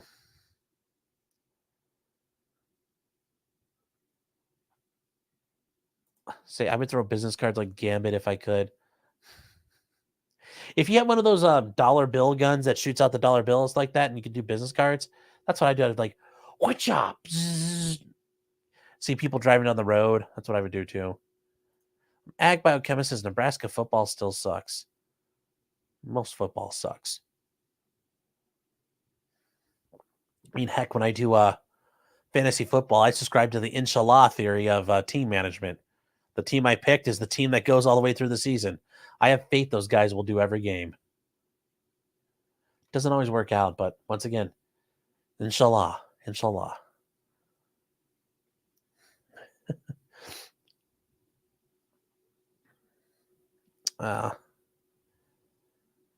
Chadwick says just being in Ohio is punishment enough. Yeah.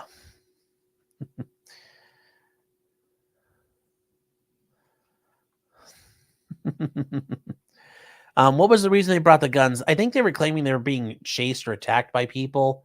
So they strapped up and made their way to the courthouse to get a restraining order, which that's where you go to get in Ohio, they're called protection orders. But yes, that's where you go to get a protection order, is at the courthouse. So they wanted to make sure they were protected all the way to the courthouse. Now, if you're a pro gamer, or if I'm Wrangler Store and I say, beloved, welcome, beloved, and you want a neat hack on what to do if you've got prohibited items and you're near a facility where you can't bring them in, such as a courthouse, or, for example, you happen to be somebody in like DC and you have like a knife on you and you don't want to bring it in because you can't bring it in, you find a big flower box or planter and you just kind of, take it and just bloop right in. Now, you have to hope nobody finds it and they steal your knife, which I've had happen before, or you place it down in a flower box and planter, and you forget about it on your way out because it's like a $5 knife. Because when you have expensive knives, you lose those just as much, and it hurts even more. So that's a way to do it. And then, for example, in Cleveland at the courthouse, there's construction all over the area. You could stash a bag full of guns somewhere nearby. Just don't bring them in the fucking courthouse.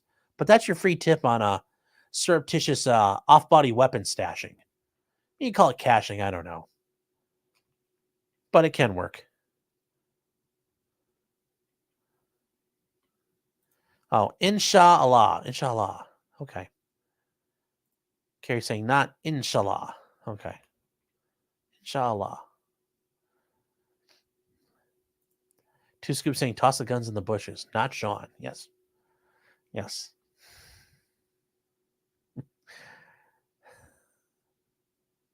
Ingrid's saying, wait, so are there free guns outside the courthouse? Well, at one point there was a free pocket knife, but somebody already retrieved that. So, yes, that's Cleveland geocaching. You get to find weapons.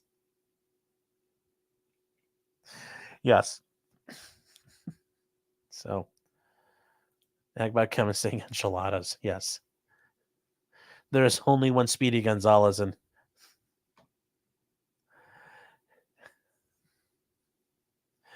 oh god, what Mexican person I can use her? Yeah, too late. Ruined it.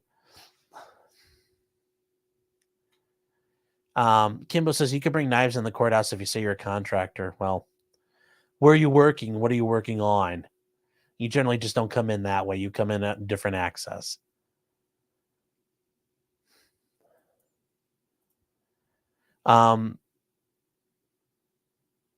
Jimmy said we have to circle back to your blasphemous comment about the high power. I thought he said high point, not high power. Actually, it came out in 35. Yes, the high power is good. The high point, that's the pinnacle. Eliza Grogan saying, have I discussed the Gadsden flag criminal? No. That'll probably be. I'm going to try if I should have time tomorrow. I'm going to cover that. That little kid is a baller. That is awesome what he did. And then Hunch the Dirty Roofer is saying, are you saying there are random loot drops around Ohio? Maybe. I mean, I'm not saying I've got weapons cached in different places in the state, but yes. So, yes, the kid won. That was the cool part about the Gadsden flag thing. All right, guys, it's been 2 hours. I try to cut it off at that point because, well, we've all got stuff to do, and it is going to be Friday very shortly, and I have to get re-registered as an attorney in the state of Ohio before midnight, or the Supreme Court's going to fine me $100. So I got to get on that right now. And I just want to say to everybody, those of you watching on Facebook, Twitch, Twitter, Rumble, thank you guys so much. All of you in Rumble Ghetto, I appreciate it. Everywhere out there, if you guys are making comments, I appreciate those so much. It means a lot to me, believe it or not, because I enjoy the interaction. I enjoy the conversation. It's great. We get to do this all together. And then everybody out there sending a super chat or on Locals. You gave a tip over on Locals. It is great. I appreciate it so much. Oh my God. Win Makita over on Locals saying, finally bird the rock. Missing the visuals from the show. Like a kidney stone. Oh my God. Disimpacting a patient for 2 hours. Does that mean like a kidney stone? I got to Google this now. No, we're not going to be watching watching people passing kidney stones. Oh, you're clearing out a back. The purpose of disimpaction is to clear out the backlog of poo. Oh, somebody just super constipated. Oh, okay, I got you. Rabbit says at 12 o'clock the high heels come on. Yes. June saying enjoy your family time. Yes, guys, if you're out there, enjoy this weekend. It's a nice long weekend, hopefully for everybody. Enjoy it. It should be nice everywhere. And then, once again, everybody super chatted. I always appreciate it. Jim and Parallax, Stabby, everybody else who's a mod, even though you guys are gay and I've trans you and turned you into gay by making mods, I appreciate you as well. Good night, everybody. And remember, until next time, just because you did it does not mean you're guilty. That's why you leave the guns outside the courthouse. Good night, everybody. Oh, and by the way, we will be on Locals shortly. the after show.